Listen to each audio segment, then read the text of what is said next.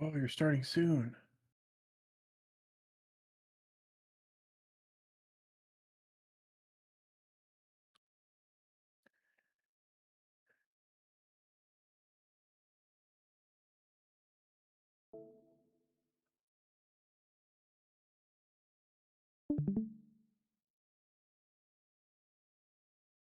Whoa.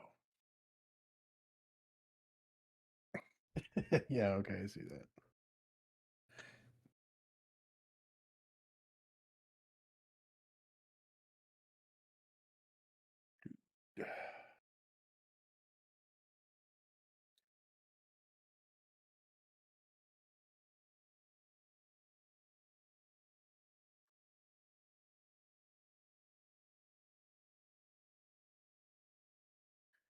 I wonder if the people hear me.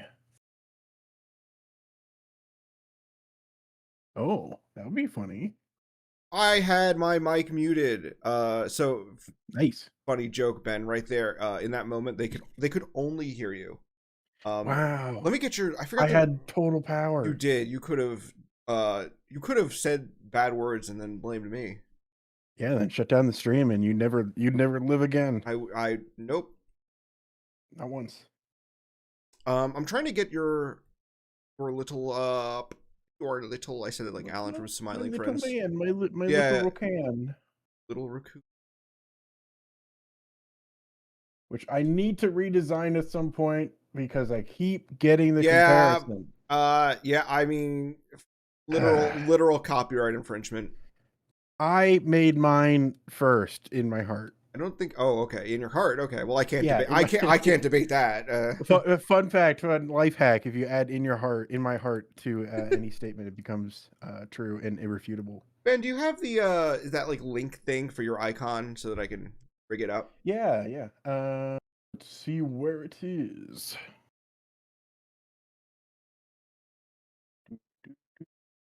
Where's the corner furry? I know, right? Hey, don't call me that. First of all, it's not a furry thing.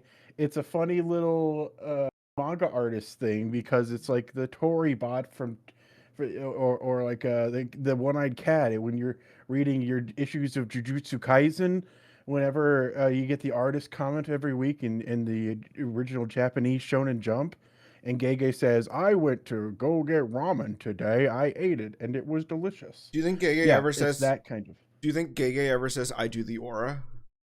He always if you look at every author comment, like every like third chapter, he's like, "I made the aura in this one. Check it out," and then you read the comic. It's his like Bart Simpson. I didn't do it. Yeah. You know, Grant was very complimentary of the new episode, and I said say the line, and he said I really like Jujutsu Kaisen, and I replied, who does the aura? And he was like, I don't get it. You can't do aura. You have aura. And I'm like, okay, Grant, you are officially an old man. Go home. Yeah, great. You haven't seen that one tweet That that really iconic, just shook the our the brain the cells and iconic Reddit, hilarious Reddit joke. like it was only that one tweet, right? So I mean, if you haven't seen it, you People have been haven't seen saying it. Gege does the aura like as a thing now.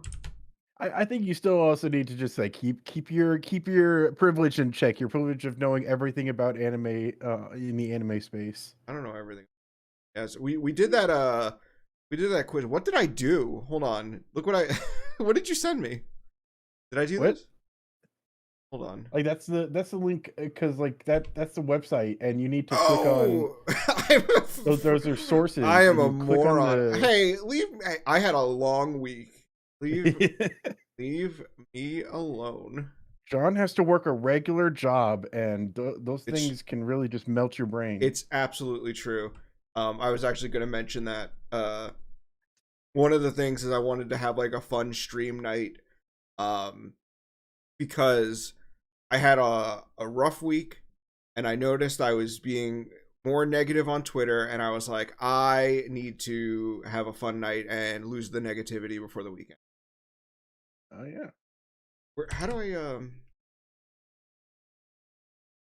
Yeah, so the link I sent you is the sources list, Yes. and you need to copy the source for my little guy, Okay. and then you create a source in your OBS or whatever streaming software you have, and then paste that link I found as you. a source, as a website source. Found you. Sorry, I don't know why that took long. Oh wait, I know, because I'm stupid. Well, I think the streaming landscape okay, first of all, is extremely complicated.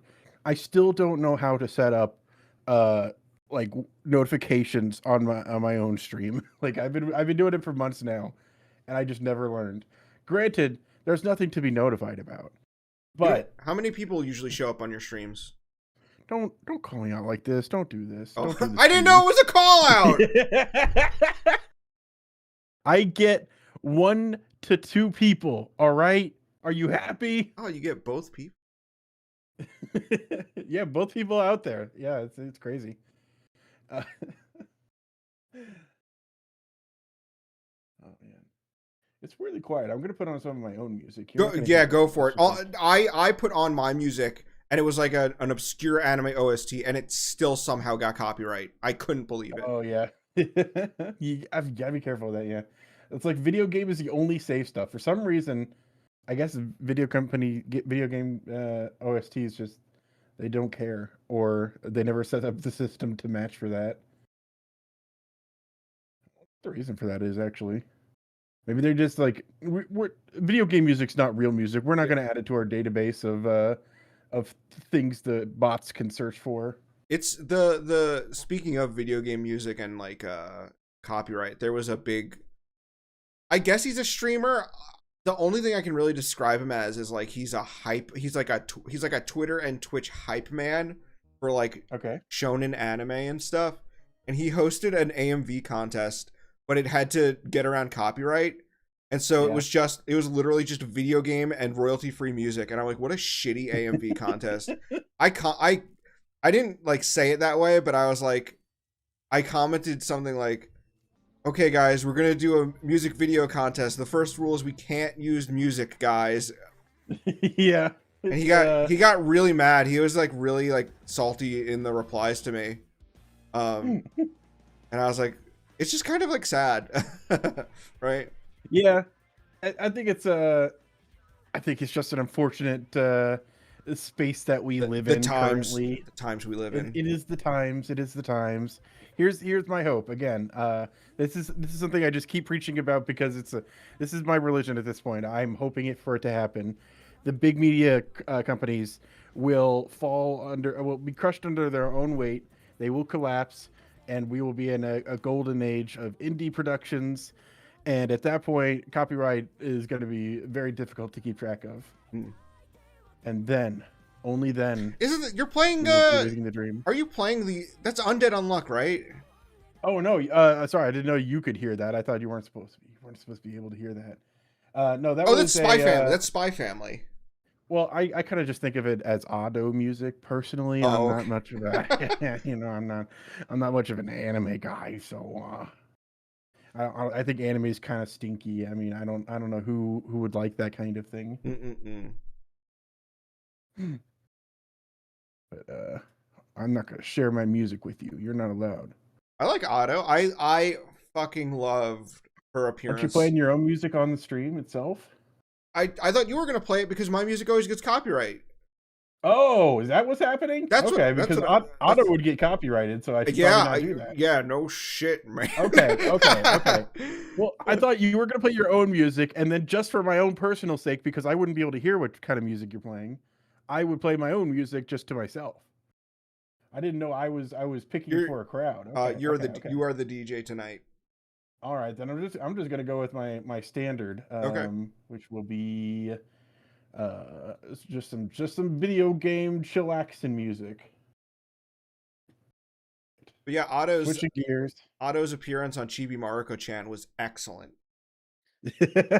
I don't know. I kind of stand by the fact that Otto's a little too rough and tumble to to appear side by side You are with you Chibi are Maruko-chan. I don't know if you're being genuine or not, but that is something I've seen from older people on the internet, in Japanese people, that she's too edgy for Chibi Maruko-chan. I mean, the vibes honestly don't match. I don't know how you don't see it. Are you being genuine? Yes, I'm being genuine. Okay. Why else would I be thinking this kind of stuff? No, I don't like if you've seen like first of all, it's just like the vibe of the majority of her music and like the kind of art that goes with it. It's very like I don't know. It's like it kind of gives those street punk type of vibes. But Like she makes those expressions in the art. But that's kind of what's cute about it, is that like, oh, she's like this, she portrayed as like this dark figure, but then like she's dark in like relative to Chibi Maruko-chan, and that's maybe so I guess as someone who cares more about Chibi Maruko-chan than Otto, I can enjoy it. But I guess as an Otto fan, someone who's an Otto fan first, they wouldn't like it. That's funny. Like if they had perhaps played it in a different direction, you know, like, oh, what if Otto is being really edgy and street punky, and Chiba Marco comes in and says, hey, let's just be cute, and is like, and Otto's like, oh, I should try that, and it's like, oh, she's then she's kind of like conforming to it, and there's a little story to it. Instead, it's just like this weird clashing. It just seems weird to me. Like they just don't quite fit, and they're both like pretending to play roles that they don't fit in, and it's fake. It's not authentic music. It's not from the heart. I thought it was really cute, and I did think it was really funny. I saw someone say, because in the intro, where she does a couple moves that are a little risque, and when I say risque, again, relative to Chibi Maruko-chan, Yeah. Where like she shakes her butt, and someone was like, I can't believe they put this on Chibi Maruko-chan. And one of the replies, which was in Japanese, when it auto-translated through like the Google Translator, it said like, if you think this way, you must be at the end stage of life. And, I was like, that's a really cold translation. Damn. Well, Google Translate knows better than us. Maybe that's how they meant it. Maybe that was the proper context. I'm trying to find an image, but I swear to Christ, they're all these freaking web peas. So I'm gonna post a pic in the chat, but I need to convert it to a PNG first. Sure. Another example of how we live in a modern hellscape. Yeah. I've got an extension on my web browser that is just like, if you right click, you can download as PNG, and it just converts it in browser. It's pretty cool, right? Okay. Did you go silent? Oh, yes, okay. yes, I posted it. So this is, if you don't know what we're talking about, Otto is a singer. She is like she's like the Gorillas, right? Where she's like an animated idol. Yeah, basically. And she's and so is she like in high school? Maybe. Honestly, I really don't know much about the Otto lore. Like, I see promotional images of her, of her anime Sona, and I listen to the music, and that's honestly about it. I think she's supposed to be in high school. At least her persona is. But anyway, she has like this girl emo edgelord persona, and she does music. She did the opening to Spy Family that Ben was playing to get me killed by the copyright robots just a minute ago. Yeah, just that's good. Hopefully that wasn't playing long enough to get caught. And she also, was she Uta in One Piece? Yes. Okay. Yeah. That is how I was introduced, because all the music in that is really good, despite the rest of the movie being basically nothing. But I mean, still, there's like a third of the movie was music, so that's pretty cool. So they had this artist as a guest on Chibi Maruko-chan, and not only did she like appear in the episode as herself and hang out with Chibi Maruko-chan, but they did a special opening where she sings the opening, and they do like an auto themed opening where it's her, and like they because it's Chibi Maruko-chan, they like kind of cutesy it up, and so like here she's on a throne, but she's got like these made bunny rabbits and stuff. So it's a lot of stuff like that where it's still a little dark, but it's like cutified for the Chibi Maruko-chan audience. Yeah, it's really nice. It is, and I liked her appearance a lot. Ben did not. Ben said it pissed on the integrity of her art. Yes, his exact words. I might have been a bit hyperbolic. I think it's fine. It's just a bit silly. And you know what my stance on silliness is. You have been historically anti-silly, so this all tracks. Adoru Pompo Korin? Yes, Dealer Truth. She sung it, and it was awesome. Nice. I wonder if I could play it. I would get copyright if I played it. Yeah, that seems like something that would get copyright. Like we could play the visuals, and you can just like imagine it in your head. I can make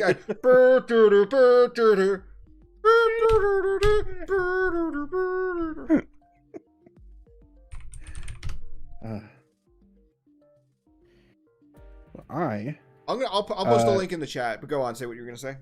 Oh yeah, I am going to be doing some drawing. I'm not sure if you want to put that on for some visual stuff to go along with our talking. Sure. Truth said he has it on his gym playlist. I put it on my phone for a drive from Columbus, Ohio to Cincinnati, Ohio, which is a 2-hour and 20-minute drive, and I accidentally put it in a playlist all by itself. And so I forgot to play my music because I was worried about making sure I get on the highway at the right spot. But once I was on the highway, it's like a straight shot. So once I'm on the highway and it's like a big open area, I just like with my thumbs just start playing the music. And I didn't realize it was in a playlist by itself. So it plays that song first. And then I'm like, oh, the Chibi Maruko-chan song came on. And then it ends and it just starts playing.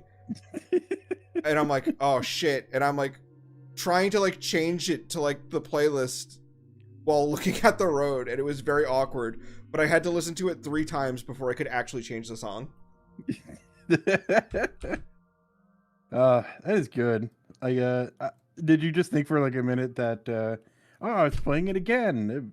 It's really it's a good song. No, just, the funnier story about something like that was when Chad and I drove to visit my parents in New York, and we were crossing through Pennsylvania, and we were going to visit them. It was the weekend. It was like the weekend before Halloween.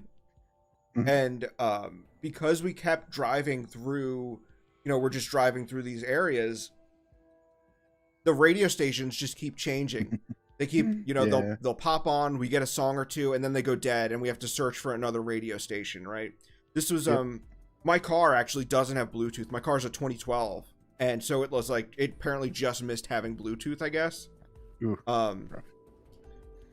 so we got to this point where it was getting later at night, and we're still going through Pennsylvania, and the Monster Mash comes on. We find a channel and it's playing the Monster Mash, and we're like, oh, finally we found a station, and we play the Monster Mash. And then Monster Mash ends, goes to the DJ, radio cuts out. We go, okay, gotta find another station. Chad's going through the stations. He clicks, he gets something. It's a different station, but it's playing the Monster Mash because it's Halloween weekend. And he's like, okay, guess we're playing the Monster Mash, and it plays the Monster Mash. And then we get out of that area, radio dies, starts tuning it again. First thing he catches, it was a graveyard smash. We listened to the Monster Mash 3 times on that ride. Wow. You were mashing all night. We were. Yeah. Yeah. Do you not have like any like my car at least has like an aux plug-in, even though that became outdated. Yes, I do. So now I have a currently I have like a thing that I can hook my phone up to it and play. Okay. But in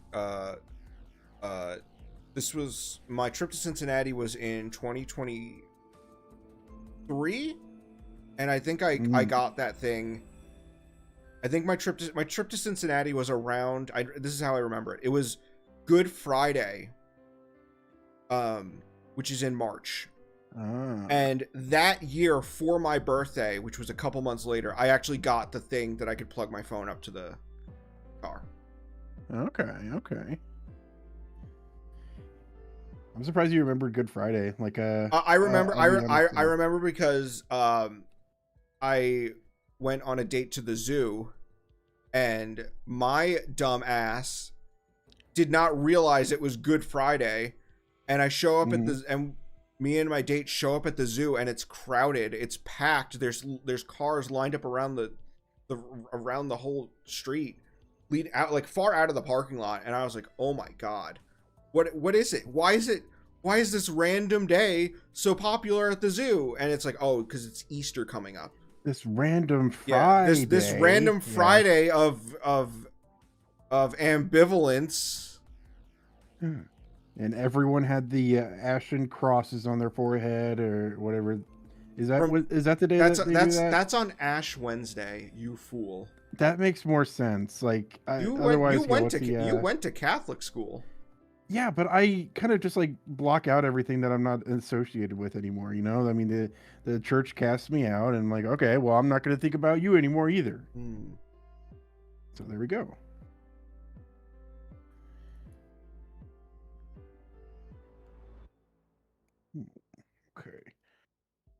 Okay. I'm in the middle of drawing, and how do I stream? How did we do it last time? Let me pull you up here. You gotta pull up a source of like a. I think you can pop out.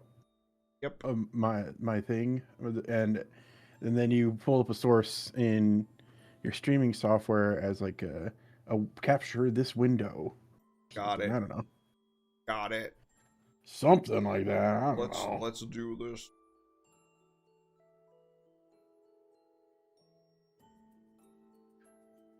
Okay.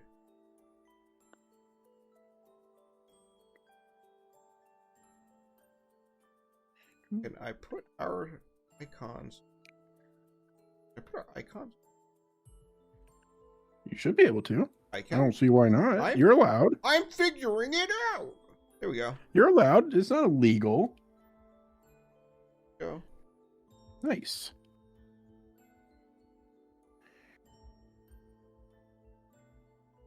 Yeah, okay. See, there we go. What are you drawing? I'm drawing Otto. Okay. This is the image I always associate with her. Her? Oh, the one that was on Chibi Mariko-chan. I thought you meant Otto Man from The Simpsons.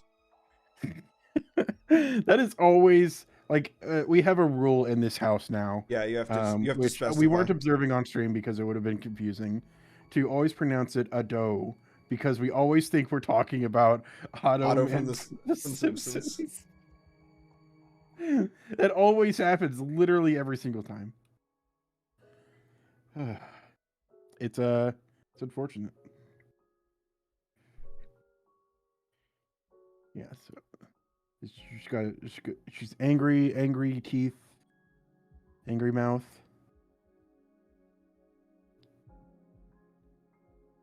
It's like, yeah, why is this crazy lady? Why is this like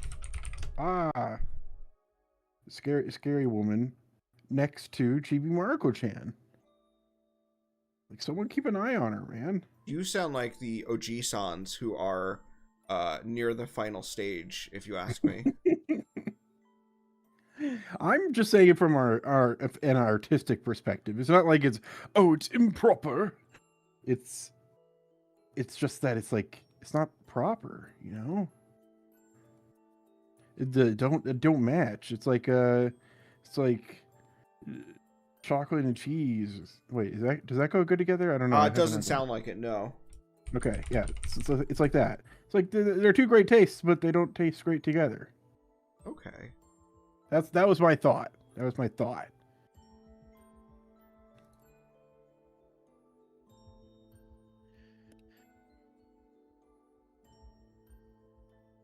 cool.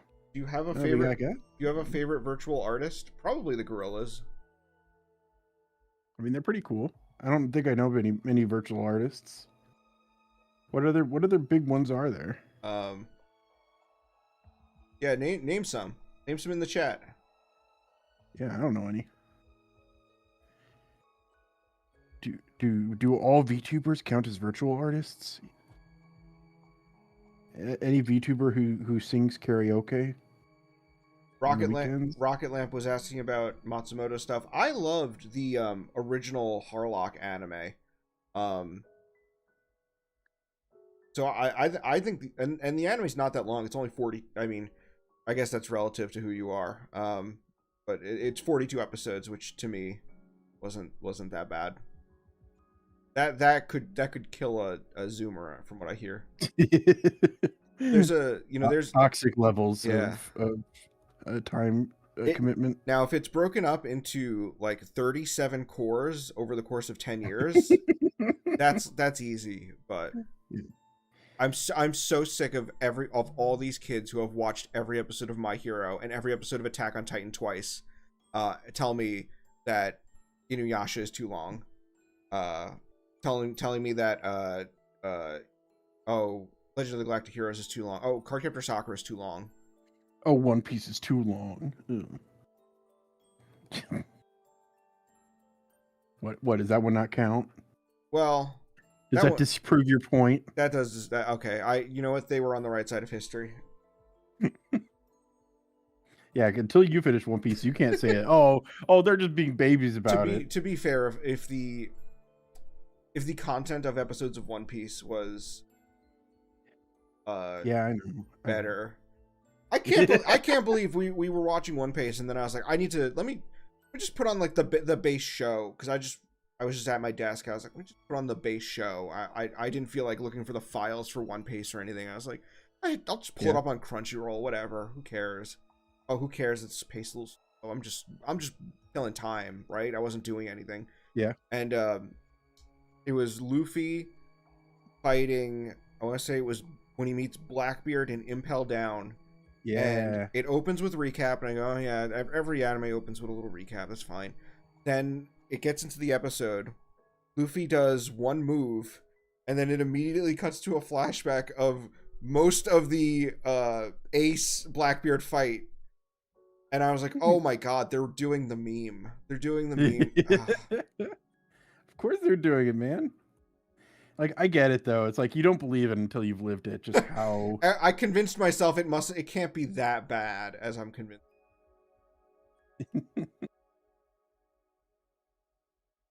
You thought this channel was dead. I made a video like a month ago, right? Well, I mean, yeah, I did. Yeah, that was a whole month ago though. I guess that was a month ago. I made a 20-minute video. I like that was a video that was in like I'd been working on for a while. I did my Nero Smith. Did you watch the video on the Cyborg 009 movie? I made the thumbnail for that one. Thank you, Ben. Yeah, Ben did. And because that video, I actually recorded that interview with FJ DeSanto in September. And it took from September to December to finish it. I actually considered at first, I didn't know if I felt like I wanted to publish it as an article, and I reached out to Sean from Zimmerit, and I explained to him like, hey, this is what I have. Do you think this would make a good article for the site? And he said yes, but you would make more money if you made it a video. He was very upfront, which I appreciate the honesty. Hey, yeah. Because he said he would accept it, but said I would be better off making it a video. And so I was like, honestly, if you're even saying that, it probably should. Yeah. But the reason why is because I prefer writing more than the whole video crafting thing. I like writing stuff. But the reason why I don't like constantly publish these things as articles is really just because no one reads. Like, that's just not the world we live in. It's with the Kamen Rider one. I was like Um, I actually published that a year that I made a bunch of videos. I was sponsored by the candy people, the Sakura Co, and they wanted a video. Yeah. They wanted a video a month, so I was making shorter videos at that time.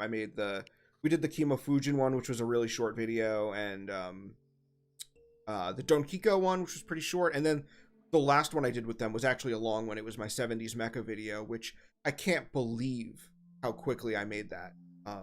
That was literally made like in 30 days. Um, Yeah, um, they take some time. so that one was like that. So that year I was already making a bunch of videos and I had obligations. So that's why the Kamen Rider one was an article, because I was like, I don't have the bandwidth at this moment to make a video of it, and I knew I wouldn't until probably the next year, because like I said, Sakura Co Tokyo Treat wanted a video every month. And that was a great month for growth. Like, even though those videos didn't do spectacular, they did well enough, and people and like the core people found them interesting. Like, even if they didn't like blow up or become viral, like people liked them, and I enjoyed making them for what they're cool for what they are. Hello, Yeah. Ari, that Kodocha girl in the chat. Welcome. Welcome. We're mostly Yeah, yapping. Ben is drawing we're Ado. just chilling. We're just chilling. Just chilling and see. If you want to read my stuff, the only thing I have that's like an article is the Kamen Rider one, which I made into a video. So like the video is just the same thing, but with visuals. I'd like to do more articles, but like I said, people don't read them, so I'll write them as articles, but then I just turn them into videos. Like even the Cyborg 009 one I was just saying, I wrote it in the style I would an article, but then I just narrate it and make it a video. Yeah.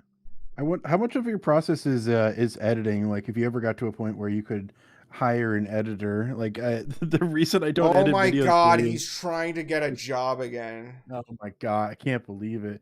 Yeah, by the way, everyone, I'm a professional video editor, all right? So, uh because I was like, "Oh man, why can't I edit for you?" And then I'm like, "Oh yeah, it's because I'm editing all the time and I don't want to do that for To free." be fair, you edited one of my videos, and it's like insanely good. It's really well I'm really edited. proud of that one. That's like near the top of my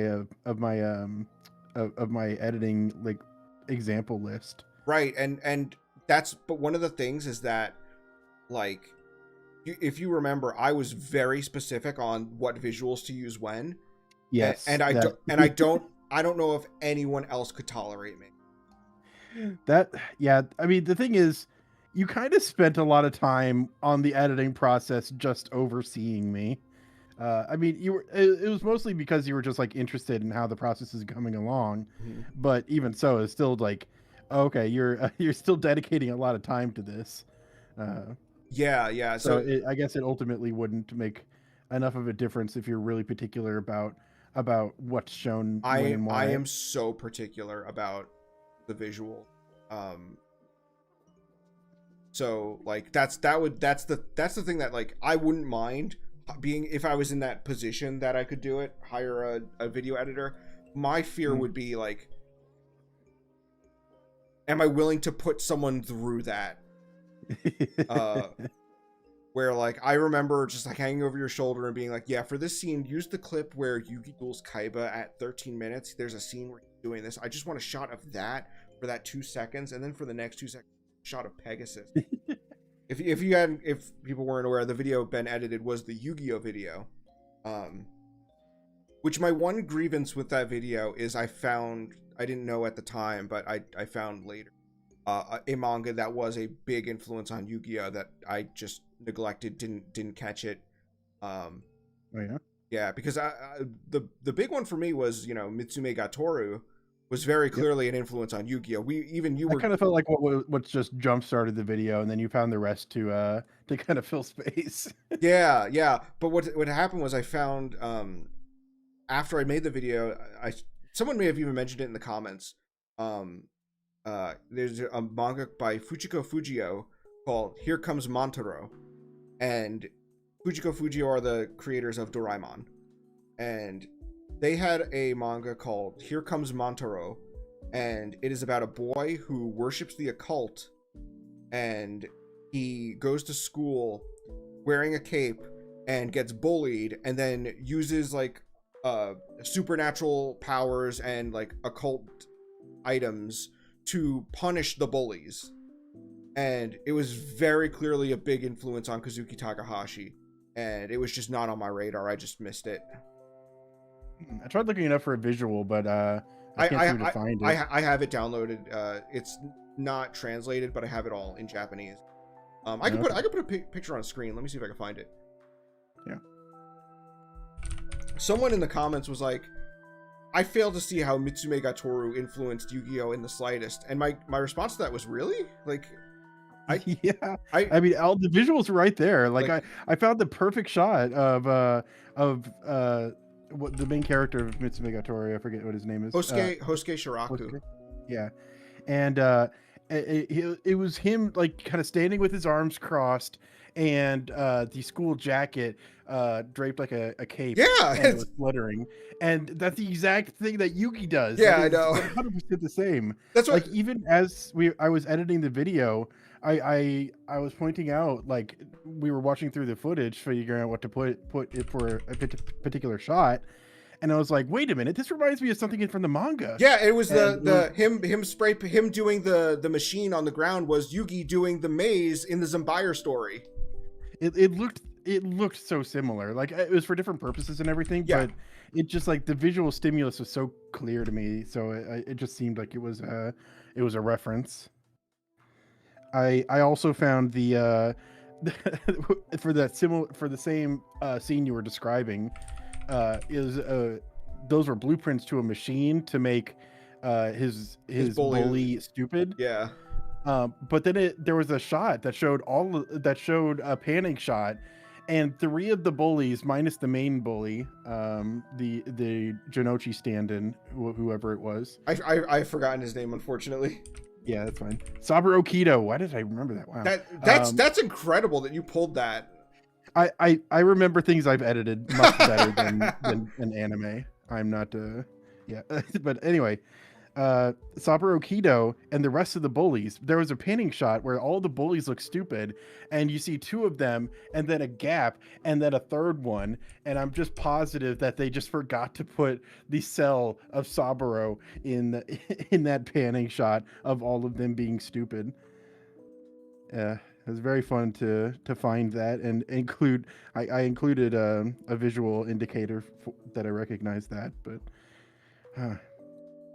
I'm really proud of that video. I watch it back occasionally, and it's just like, man, that's good. I like that's that. awesome. I'm glad like you liked it that much. Yeah, I'm also a fan of Yu-Gi-Oh, so I mean that's why I wanted to edit that one for you in the first place. And one day when we get to the whole Cake Island arc of One Piece, in the year 2068, I'm going to insist you. You don't have to. No, I want to. But you mostly have to make a video comparing Germa 66 to Hokkaido. Well, I think that's where most of the inspiration comes from. Right? There's Yu-Gi-Oh references. There's Gatchaman references. There's a lot of like Tokusatsu and Hero in general references. There's like Cyborg 009 references because they're like a Sentai. Oh, yeah. They're like a Sentai team. Yeah, basically. Okay, Hokkaido were specifically just Sanji's suit. Okay, yeah. And then also Hokkaido is he's sort of the third son of Den Komyoji. And that was the thing where Sanji's the third son because that's why he's San. And Hokkaido's real name is his like civilian name is Saburo, which they all have a theme where the first son is Ichiro, the second is Jiro, the second is Saburo, and that means their names literally mean first son, second son, third son. So Hokkaido also has that third son motif. And from what I understand, the motif of a third son who betrays the family comes from this idea that in ancient, I don't know how far back it goes, but in olden days of Japan, there was this concept of the third son who leaves the family behind because the third son would receive the least inheritance when the father dies, and so the third son betraying the family is like a trope in old Japanese tales. Wow, that's fascinating. I didn't know that. I guess it makes sense. Well, then what about the fourth son? The fourth, it rolls back around. They don't have 4. Declining birth rate. Okay, yeah. I just imagine it's an integer overflow. So Yeah, the fourth son inherits the more. 999. Yeah.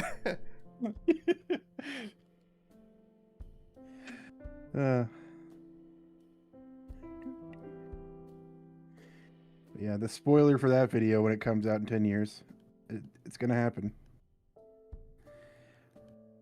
But I'm excited to. I love learning stuff like that. Like if it was up to me, you should make a whole series of videos, showing where modern anime get references like that from, or what they get inspiration from.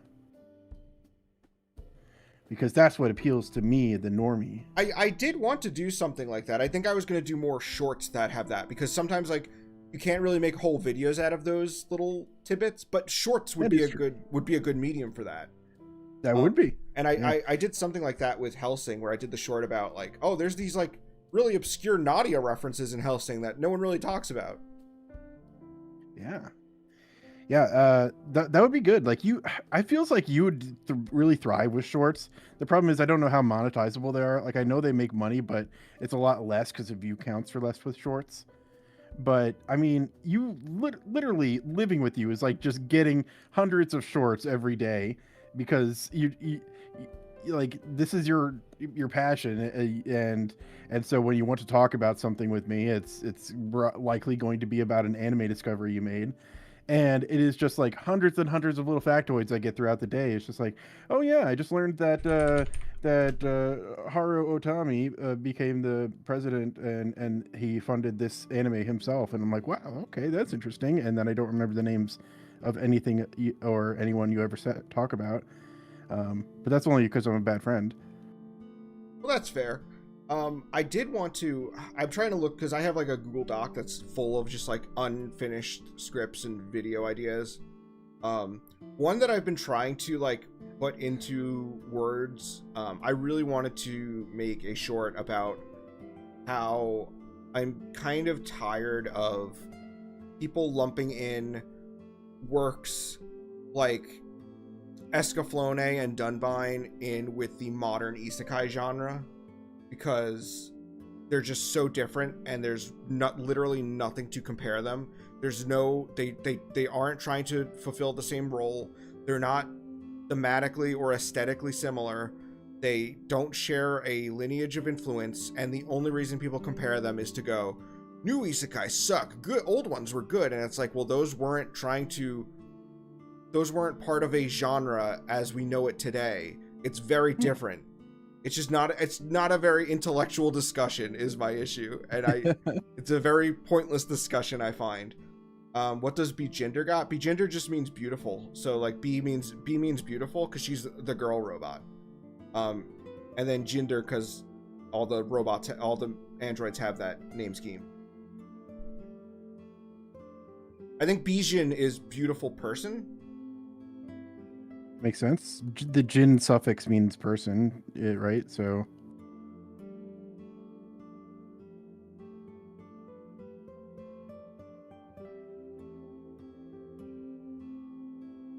cool.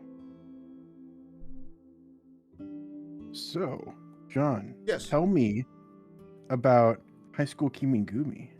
Aren't you loving it? I enjoy the old show, and I'm glad we have it, because it was a very popular Jump title in the 80s. The anime ran for 86 episodes. I remember in 2022 someone put out a list of these are the 150 best-selling Jump titles, and it was in like the top 100. So there's been a lot of shakeups just in the last 4 years, so I doubt it's that high by any means, but it really did have a lasting impact on the kids of that generation. It was very well liked. And I've always liked the opening to it, but we've never had a way to watch it until last year when out of nowhere, Remake licensed it and just started uploading episodes to YouTube.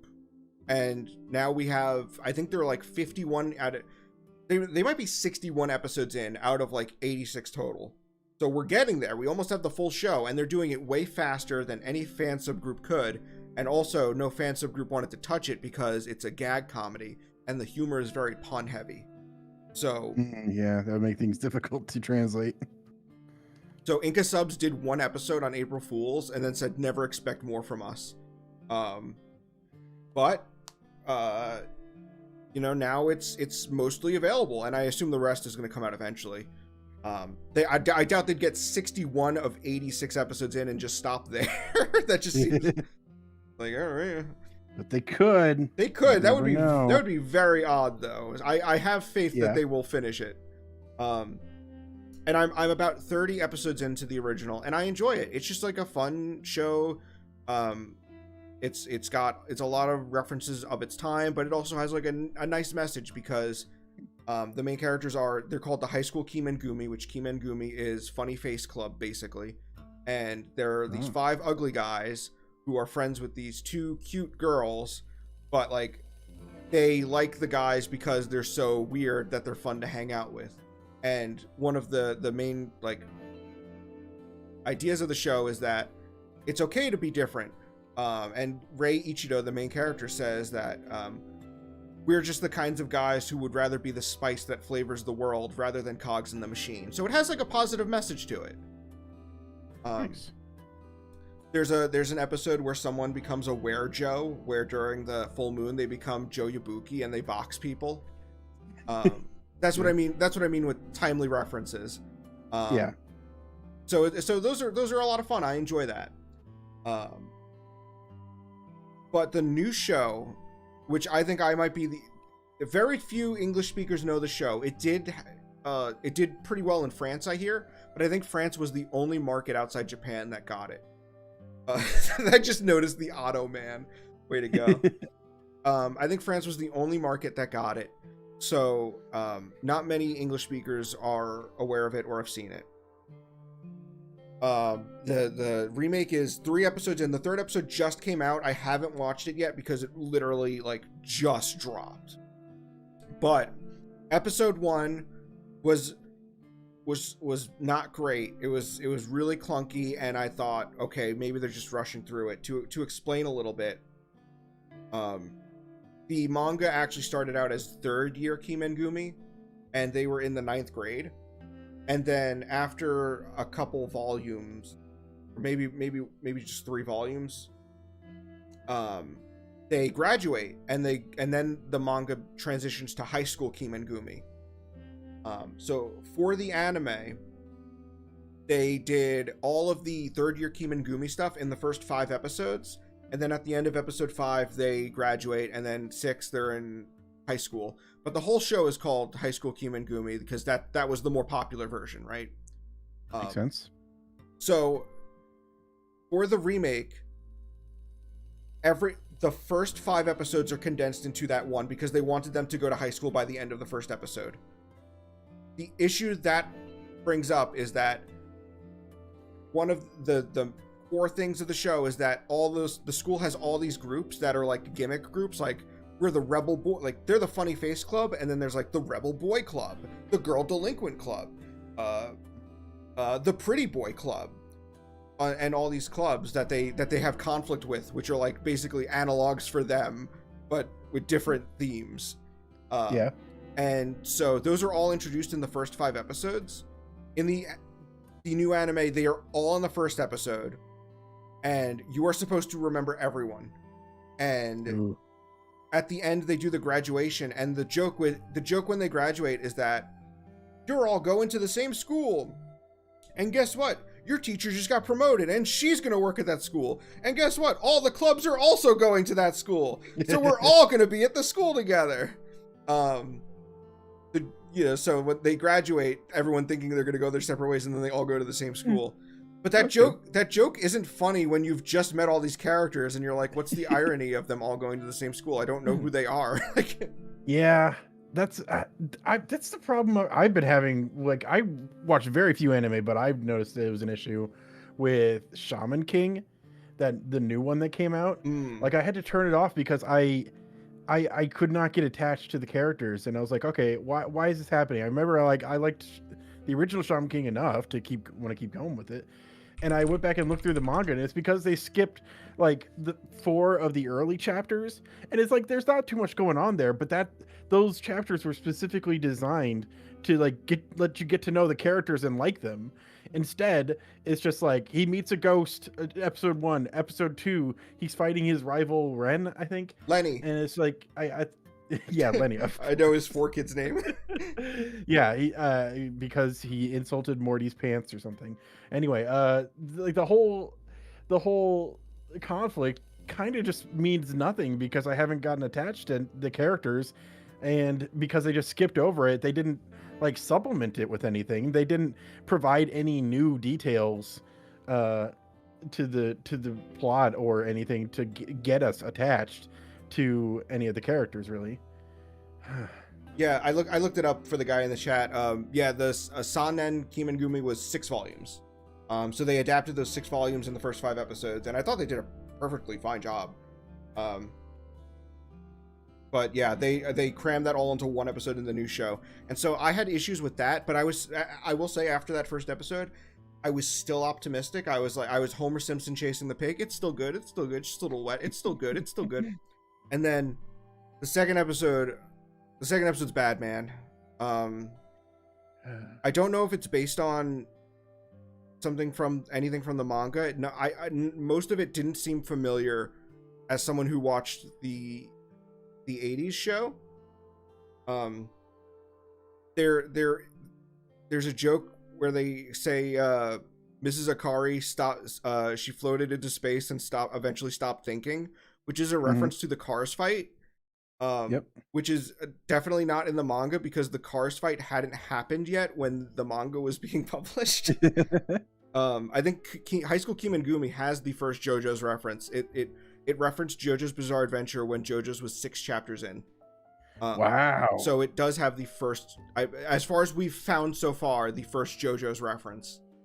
Was it like big when it was it hitting the scene really hard? Kimengumi was in Jump, so they were always referencing other Jump titles. And oh yeah, that always happens. Absolutely. Yeah.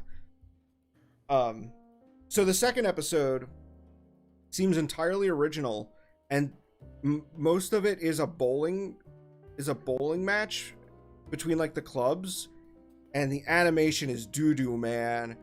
Complete doo-doo animation, just speed lines, and the slapstick has no impact. Someone gets hit with a bowling ball and it feels like weightless. It's like this is rough, man.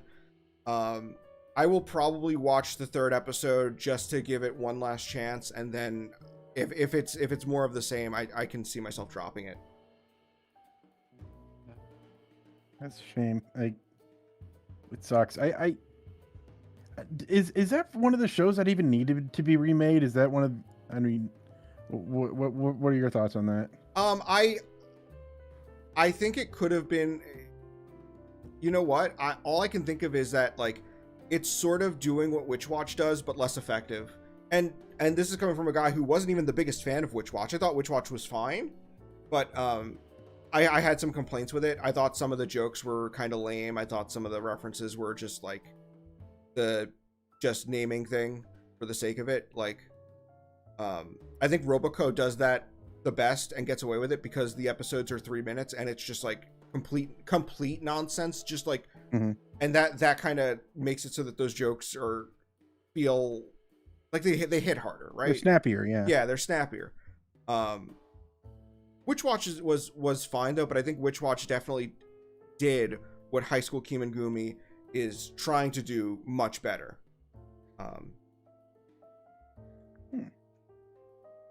I like literally one of the this is one of the jokes that bugged me in Witch Watch. I like it when they reference things that are like, I know that the core audience for this in the US wouldn't get this reference, but I got it. That's pretty nice. When they give one of the Tengu guy, they give him big teeth. She embiggens his teeth, which she has a spell called embiggen, which I should automatically give the show a 10 out of 10 for that. Yeah, absolutely. But she embiggens his teeth, and then he's like, I look like Game Center Arashi, and it's like, that's how you deliver that joke? Like, you could make a reference to Game Center Arashi, but like, that's how you do it? You just go, I look like Game Center Arashi?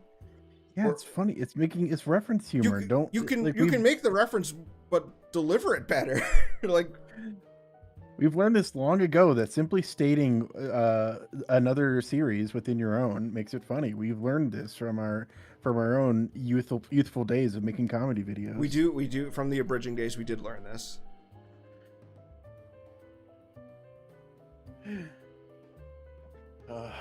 Yeah, we were watching it. I was honestly kind of zonked out because I needed to take a bit of a nap. I was up for probably 24 hours. But right before this, or a couple hours before this, you put it on to watch the second episode, and you asked me why does it look bad? It's one of those things. Kimengumi. Yeah, it's one of those things where it's like, the colors seem fine, the character design seem on point. Why don't I like the way it looks? So let's do a little art lesson, shall we? Do you want to do you mind if I go to the bathroom real quick and then we can do it? Yeah, do it. All right. I'll spend the time. Keep the chat entertained. Yeah, I'm also going to be pulling up references. Hello everyone. It is me, Ben. I am here to talk to you. Your friend Ben is here. Yeah. So I like how this auto piece came out. Auto Man, my favorite superhero. It's funny that Google Images isn't pulling up anything from the new show. It is not the cultural hit of the century yet. Hello, Rocket Lamp OG. Thank you for saying hello to me. And Truth, entertain me, Benjamin. Okay, sorry. I'll need to think of something really cool and clever to say. Are you not dead from editing too hard? I'm doing pretty good with editing. I've been working on a comic dub for someone, and that is honestly, it's really fun. YouTube is always just some guy talking into a microphone, and it's fun to actually make something that requires like sound effects and narrative tension to be held with the pace of editing. So a comic dub is actually pretty fun with that. I honestly do not think there's like any crossover.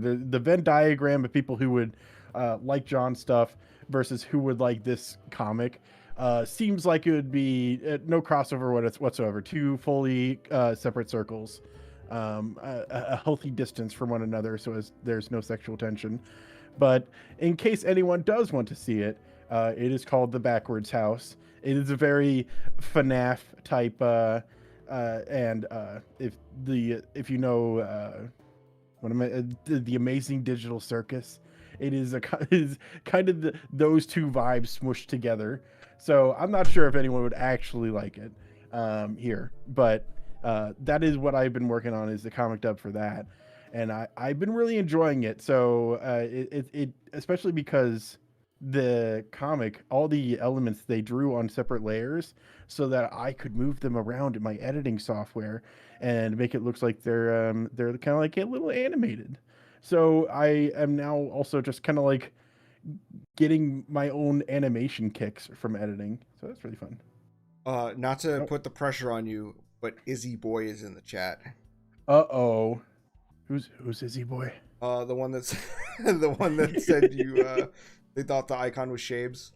Oh yeah. I that was really, oh, that cut me deep, Izzy Boy. That's I mean, it's not your fault. I'm not gonna blame you, but you know, be a little more sensitive about it sometime, you know. You can't just go around insulting people like that. It's not cool. You can't just say, "Oh, you look like someone else." Is he boy?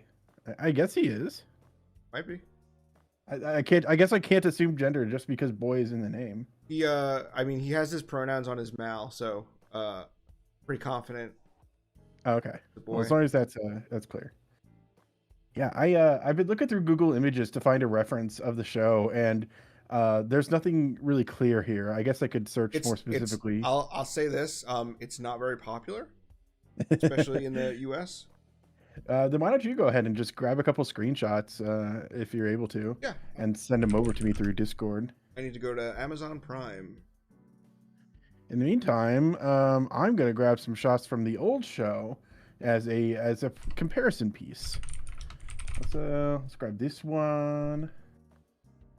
And Otto, you're good, but you should go away now. Oh wait, first I need to create another layer so I can do this. What? No, not that, not that.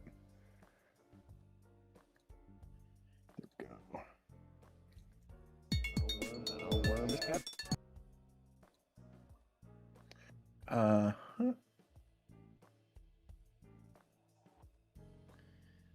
Okay. So let us paste this in. This looks like it's from the original show. It's hard to tell. It's like manga promo versus actual like show screenshot. You can find it on YouTube. It's legally available there. Oh, okay, let's pull that up. Oh my god, I forgot Amazon has this UI where if your cursor moves even the slightest, a million things pop up on screen. It's the most the most intrusive thing ever. This actually drove me crazy. It might be why I didn't like City the Animation, is because I watched it legally. And every time I move the cursor, a million fucking things pop up on the screen. Oh man. Yeah, it's bad. I really don't like watching stuff. Like, I think Netflix is okay. Yeah. Amazon Prime is the absolute worst. And not only does a bunch of shit pop up on screen, but City would have scenes after the credits. And I don't, not like little stingers, but like 3-minute scenes. And by the time the credits roll, it's already trying to kick me into the next show. Yeah. And I'm like, dude, it says there's like 5 minutes left of this episode. What are you doing?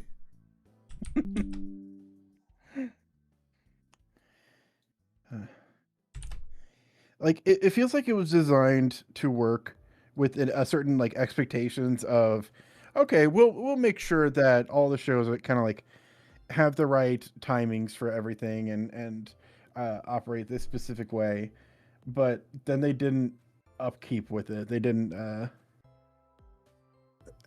follow through with making sure everything was formatted properly.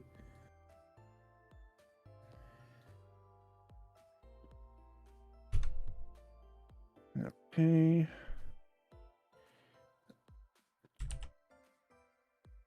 Let's grab like one more screenshot from the old show. If you can find me one or two more from the new show, I think we'll be good.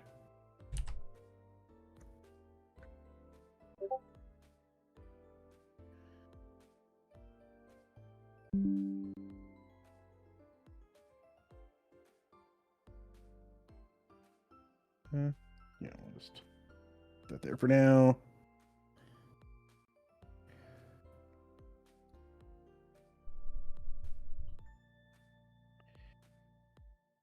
There we go. Bowling animation.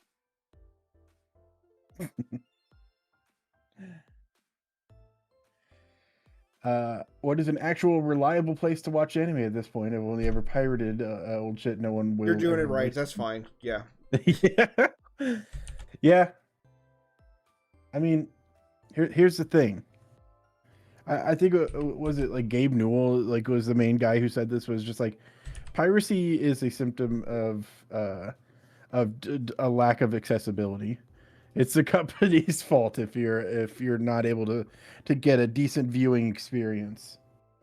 That's how I always see it. Plus, I just don't like big media companies because they ruin everything.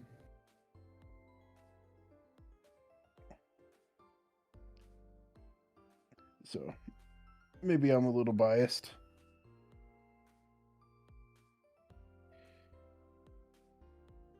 Okay, I think we have enough like example images to work with. Because like I gave you a pretty like clear answer as to what I think the issue with the art style is, but I think there's probably a bit we can go into and try to figure out.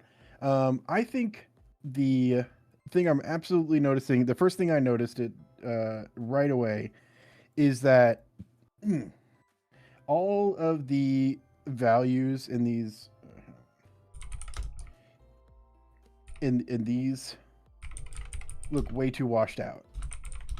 Like in Ort, you've got a little thing called a color palette, and the V here stands for value, and scrolling it up and down makes a color darker or lighter, and it's basically like between black to gray to white. Uh, that's what value is in art terms, and you want to have a high dynamicism to a lot of dynamicism to value, because even if you have a whole bunch of different colors, the picture ends up kind of just looking washed out, and it's actually kind of hard to tell why that is. Um, like it isn't immediately apparent. It's like you look at a picture and it's like, what, this is boring, but you can't tell exactly why. It probably is the values. Um, it's a lack of contrast. Um, so the little tip that I heard for being able to just like check your values and see how they look is to turn everything black and white. And I think that's probably what we should try to figure out how to do.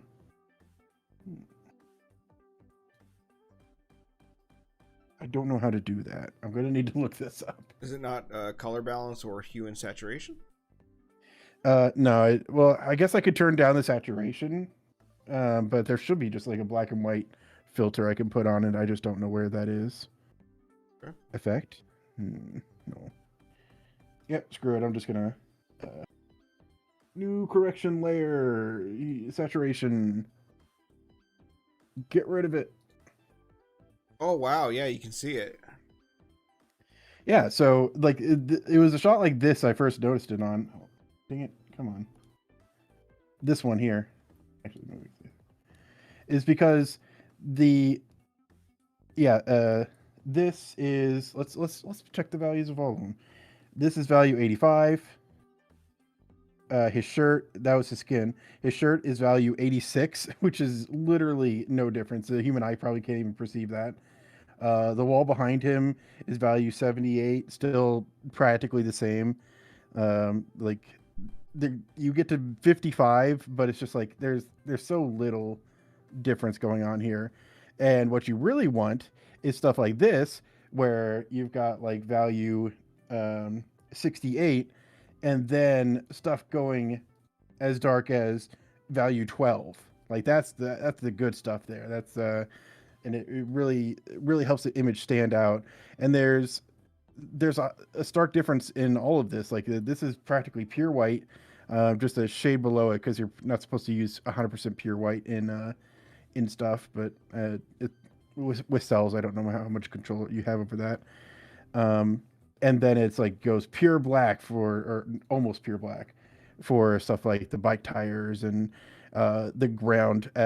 Like the staging for this is really good because it's got like dark around the edges. It kind of frames the image of the people in the middle, and then for this image, it is just like Gray, all the same gray. All gray. It is all gray. I have this issue with comics too. There's indie comics that I've checked out. Yeah, I swear. And they splash gray everywhere. Mm-hmm. And I like if I were to recommend, hey, if you're gonna make a black and white comic, do not use any gray at all. Limit yourself. Like you can use gray and it works and it's fine, it's good. But if you want to learn how to draw something in black and white, do not use gray. You need to learn how to use black and white as a space first and understand the value of the contrast it allows. Because if you add a bunch of gray, it just looks like a muddy mess. And that's like the biggest issue I learned with this. Because even if it's not grayscale, these still look like a muddy mess, even with the lovely pastel colors, which I really like pastel colors. Which are just like washed out colors. They're like they're very high value brightness, and not very saturated. That's typically what just qualifies as pastel. I think the way to get around it with pastel is specifically to use thick outlines, because outlines typically are just like fully black. But they went with a very thin outline. It made me start wondering if there's like an art director who was like, oh, I want this show to have thin outlines, and there was like a separate color director who decided on the pastel palette, and the accidental matching of that just ruined it. Mm. Like I don't know how that kind of production works, but it made me think. It was because I was thinking of that dancing anime where they duct tape two Yeah, different yeah, shows together. wand dance. Yeah, it's because like that's kind of how these things happen. Is just like miscommunication between departments rather than someone not being qualified to Yeah. actually make something that looks good. That rarely is the case. Which I remember for the season 3 debacle of One Punch Man, everyone was blaming the artist, and it's like, no, it's almost never the artists themselves. But let's because if we go through and make the outlines thicker, I kind of just wonder how that would make things look. But I think that's like the majority of the thoughts I had right away about what I didn't like about this art style. I also think the thin line works really good with stuff like, who was the guy who did Summer Wars? Oh, what you talking? Yeah, the Digimon guy. Yeah. Oh my God, how am I doing this? How am I forgetting his name? Don't say it How in the are chat. you It's forgetting his fucking name? what's his mama? Mamoru Mamoru, No, Mamoru Oshii. it's not Mamoru Oshii. Oh my God. Fucking uh.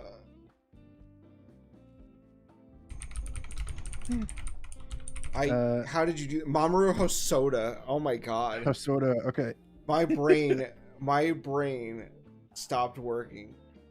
Yeah, how did you not remember that? How could you? I know. Like, I didn't remember it, but I'm not expected to remember everything. Everyone knows that you have to remember everything. Uh, but like I know him from the One Piece movie. That's really good. But he has a notoriously thin line art style, which for one, complemented by the fact that there is a good color balance for that stuff, but also there's a lot of movement to it. Like I think the thin outlines and the kind of like loose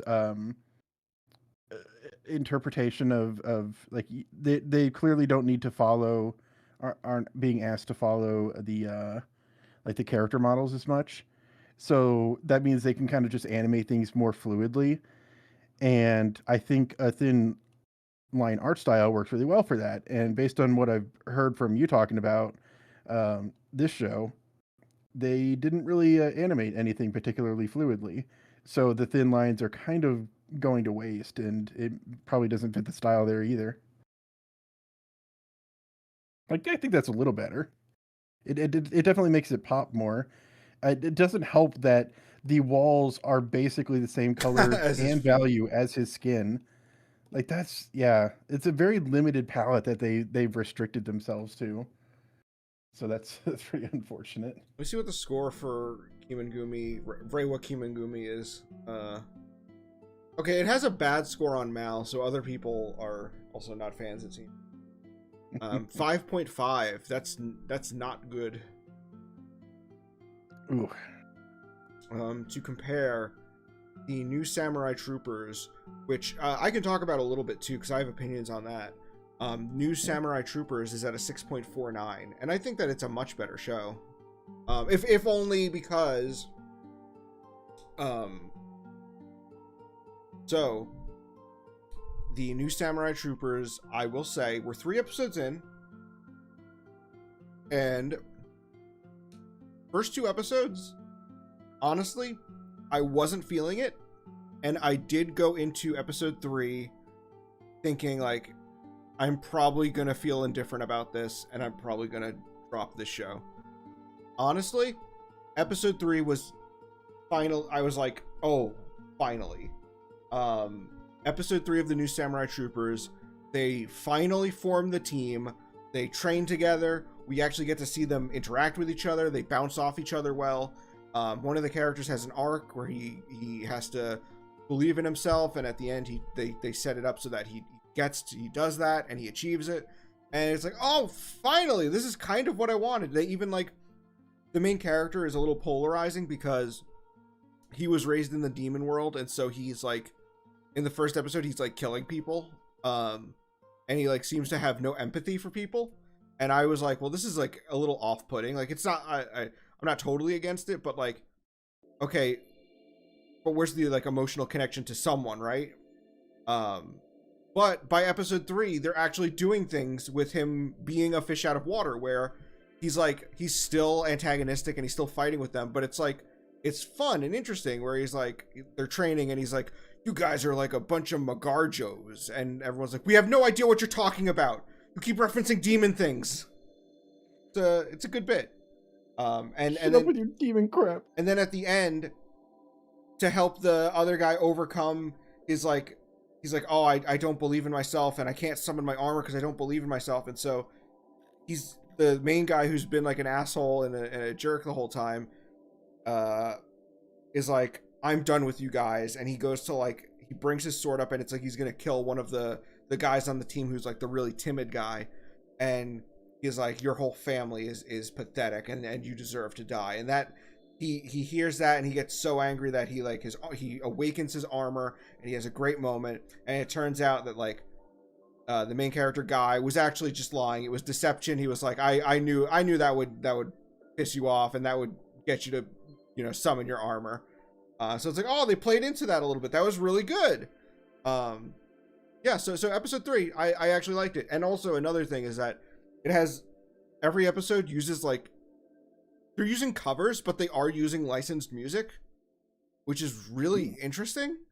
Because like in the first episode, the demons come out, and I didn't know the song, but it's like a really cheesy 80s hit by like an idol group, where it's like singing about their sailor suits, and the demon comes out of the portal singing that song. And throughout the whole show so far, they've always been singing like real songs. Like in this episode, I actually did know the songs in this episode, because it's they have a flashback where 2 of the guys get lost in the woods, and one of them sings Linda Linda by the Blue Hearts. And I was like, that's really cool. And then at the end, when he finally awakens his armor and they do the big battle, they do it while singing a Blue Hearts song together. Huh, that's funny.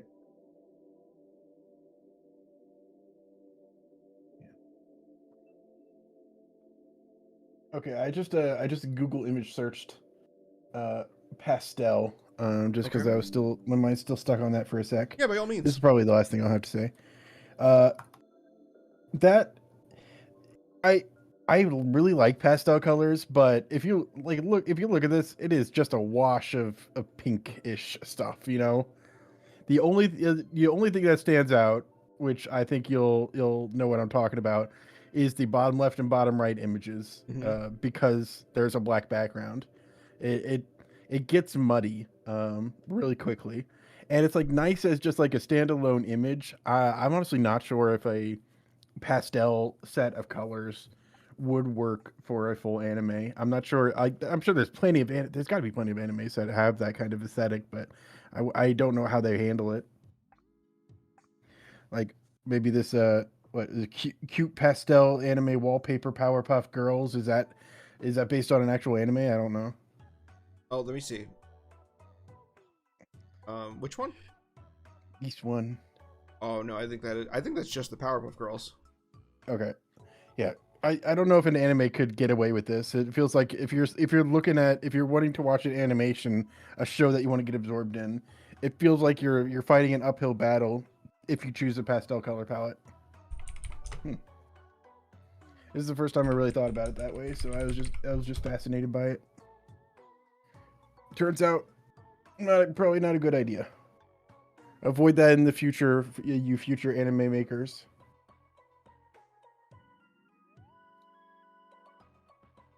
Cool.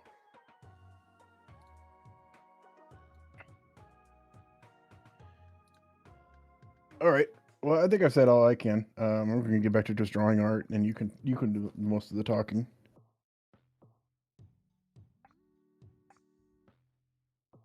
Right, John? Yeah, Are no. you gone? Sorry, I'm getting bombarded on Twitter. People should stop asking me questions on Twitter and just show up at the freaking live stream, ask it in the chat. Yeah. Well, to be fair, I think it's streamer etiquette to not scroll through your Twitter while you're hosting. I don't know that. Look at me. People are here to talk to you, man. All right, so or to listen to you talk more specifically. Okay, so I went over Samurai Troopers. It's I think those first 2 episodes are rough, and I think they could have done way better introduction, because I can see people after episode 2 just dropping the show. The characters did not come off as likable by episode 2, and all of the stuff I like is born from episode 3. So it has a fairly low rating. It's 6.4. Sorry, I just drank a soda, so I was trying not to burp. I watched the first episode of the new Trigun, and I thought it was fine, but even the last season of new Trigun took me like 3 episodes to really get into it. And once I got into it, I was really into it. But yeah, I'm waiting to see. I haven't watched episode 2 yet, just because I was busy this week. I didn't watch much anime. But I heard there was some sort of issue where like Crunchyroll used a TV airing version that had unfinished animation or something, and then like other streaming sites got the finished version, and so Crunchyroll looked really stupid, which is kind of funny.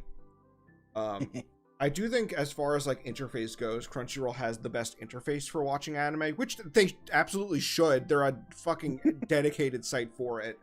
But you're on thin ice, Crunchyroll. Yeah, they like these other companies, especially Amazon Prime. Amazon Prime is the worst one I can think of right now. If they want to have anime content, they need to fix their shit. Netflix, the subtitles look bad. Amazon Prime subtitles look bad. Amazon Prime also has a horrible interface. The interface, if you move your mouse a little bit, it will darken the top and bottom of the screen, which obscures the subtitles, and just puts a bunch of UI shit in front of your face. I mean, the subtitles, like, it's not hard subbing, so they should be able to put the subtitles over the top of that, over the top of the vignetting. Another issue with the subtitles is, like, with Netflix, they don't have a drop shadow on their subs, so they're just white. Ugh. And it's like, oh, okay, yeah. It's like, just put a fucking drop shadow, man. Like, Sentai has a couple of releases where the subs don't have drop shadows. It's like, could you not shill out the extra money to get a drop shadow on that? Does the drop shadow cost extra money? I don't think so. Man, that's unfortunate. How does someone make a subtitling feature and not include a drop shadow? That's like they did it. Okay.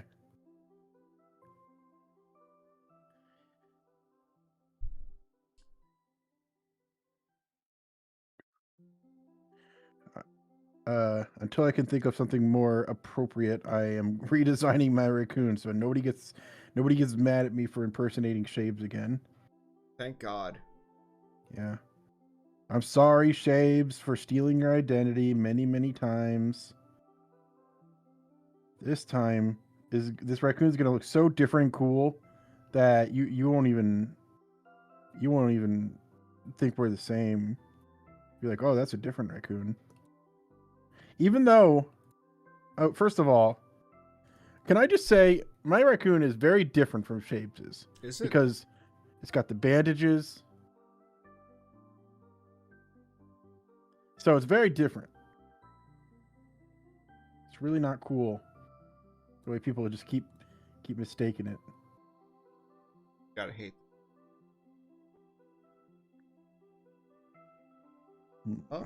Other anime I'm watching. Ben and I are watching through Dr. Stone. Oh yeah. Currently on what is classified as season 3 on Crunchyroll, Dr. Stone New World Part 1. Yeah. Like it a lot. It's funny that I put like I watched the first season of Dr. Stone as it came out, and then I've waited 2 years for every season. Because like I think 2 years ago I watched season. Maybe I waited too long. Maybe I waited longer. I didn't watch season 2 until about 2 years ago, and now I'm finally watching season 3. But we're probably just gonna go straight into the rest of the series from here.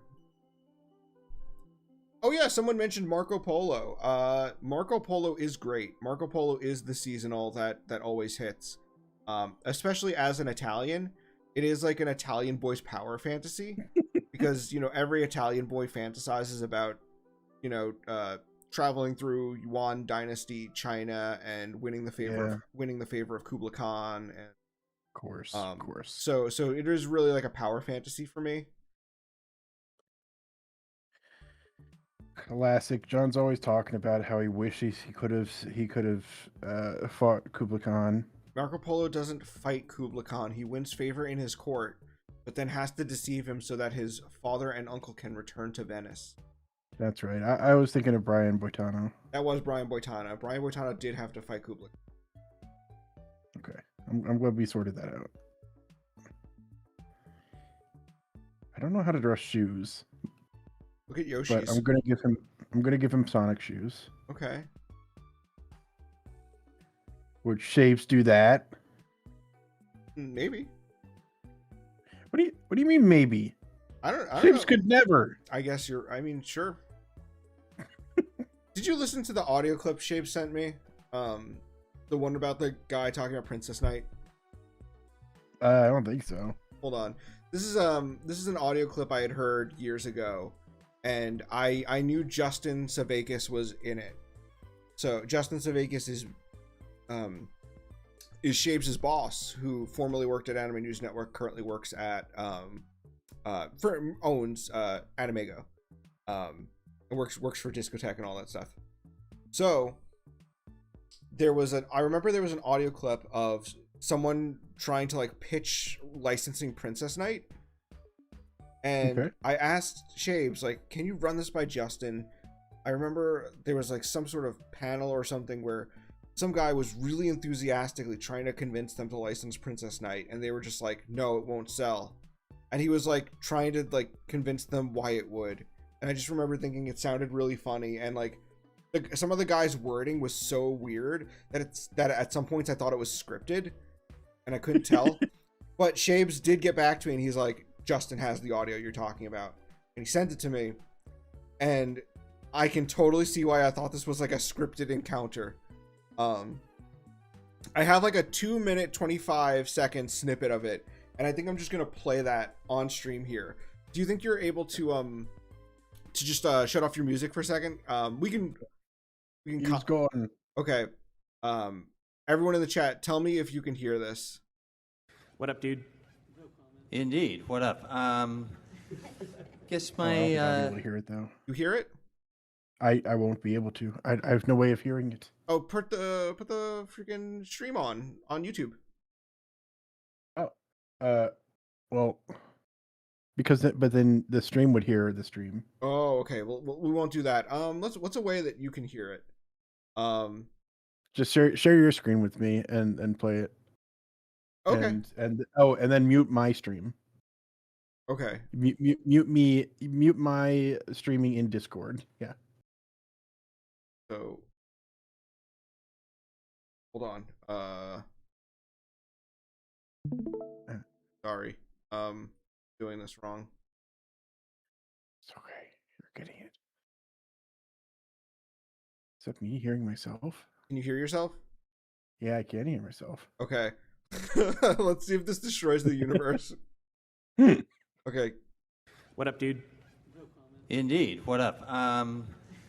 Can you hear it? My I can question is, when do you think they're gonna actually get on the stick and finally get organized and licensed Osamu Tezuka's The Princess Knight here in the United States? Which one? Do you mean the anime and even the manga too? Because they've both been just out of print for years, and you get little snippets on YouTube of her now, which is nice, but I don't know what it is here stateside, because when she got aired on TV, she did Hawaii and Iowa Public Television and the surrounding environs, and that's it. And she just disappeared like a mole under the ground after that. I'm going to tell you the secret. You ready? Yeah? Nobody will watch it. Why the hell not? It's a good show. If you have... Okay, let me tell you something. I just spent the last, well, off and on for the last 3 years, but most recently the last couple months, trying to sell a show made in 1978 to anime fans. 95% of them don't care. Old things, especially Tezuka, always struggle really, really hard. And Princess Knight, I'm sorry, is just one of those things. It's just not going to happen. Oh, well, one thing I will say for the manga, the odds at Vertical at some point will pick that up are probably really good. Okay, the manga is a separate thing, but the anime, you have to do the sort of numbers for that to make sense. It just doesn't. She is bloody goddamned huge all over the world. She is as big a star as but we're Astro America. Boy. We have terrible taste here. Did you just say, what is it called? Princess Knight? Yeah, Is it as big Princess... as Astro Boy? Hell yeah. No, it's not. She is every bit as big as Astro Boy. I think she's as big as Astro Boy is in your bedroom, but probably not. Probably not all over the world. Seriously, she's big. She's huge. All over the world. Now, Zach, I can't stop with that mental image. Are you talking about Princess Knight or Rose of Versailles? Princess Knight, Ribon no Kishi, Chapiun de Prinzessin, etc., etc., etc. What up, dude? That's where I clipped it there. Man. Oh, I could still hear myself, and the stream might hear me double. I don't know. I stayed quiet for that. All right. Oh. Oh no, it's an infinite regress. Get rid of it. Destroy it. Hold on, change stream.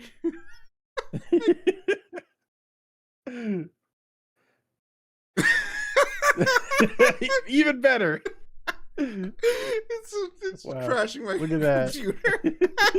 Oh no. Can I?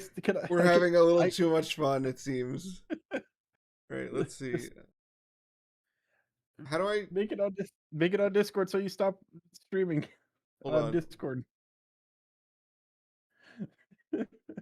There you go.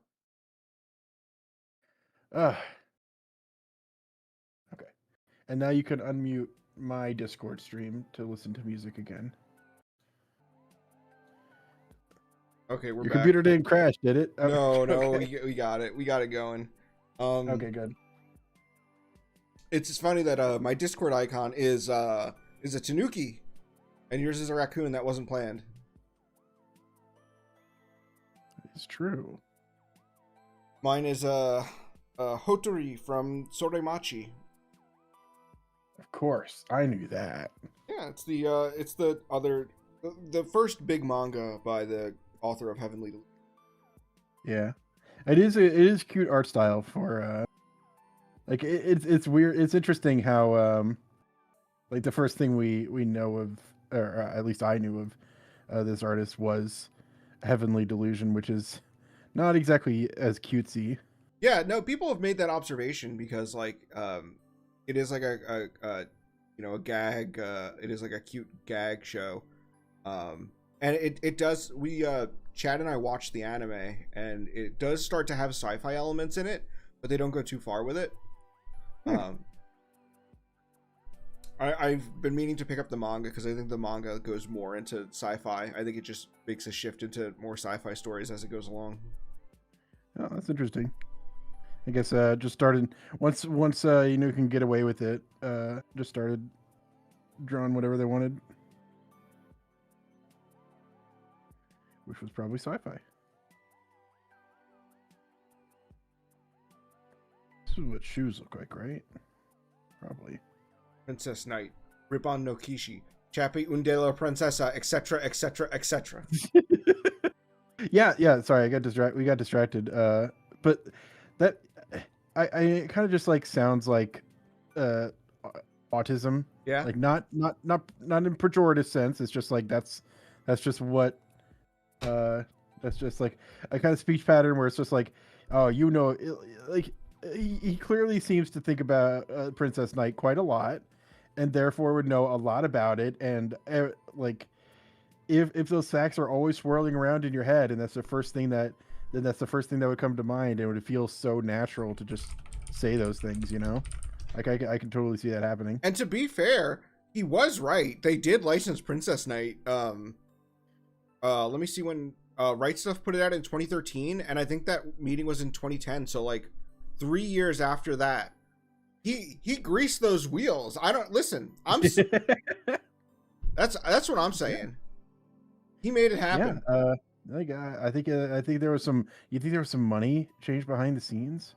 You think there was some back alley deals? Yeah. This guy was like, listen, I've been to the surrounding environs, and I've been to Hawaii, and I can get you in on some stuff if we can just get some Princess Knight action up. Yeah. Princess Knight it did play in the US. It has a US dub. I mean the DVD release is dub only. Because it was Right Stuff, and Right Stuff was doing some Tezuka stuff. They did the Astro Boy dub on DVD. I think they were planning to do the Amazing Trio. I think that's the dub name for Wonder 3. I think it's the Amazing Trio is what we called it over here. That didn't pan out, unfortunately. Welcome, Dylan. We just listened to a great audio clip of a guy trying to pitch licensing Princess Knight, and the panelists were not having it. One of the things that was really interesting about that is just like how openly like hostile they seemed. Oh yeah, they were really dismissive. I don't. Yeah, I feel like. Don't you want his money? Well, like it's just like, okay, you could explain. You could explain. No, the American audiences aren't going to be interested in this. And okay, yeah, totally. It's weird. It's like, yeah, but I think you're just spent a little too much time jerking off to that guy in particular. I won't say much, but I'm not a big fan of him.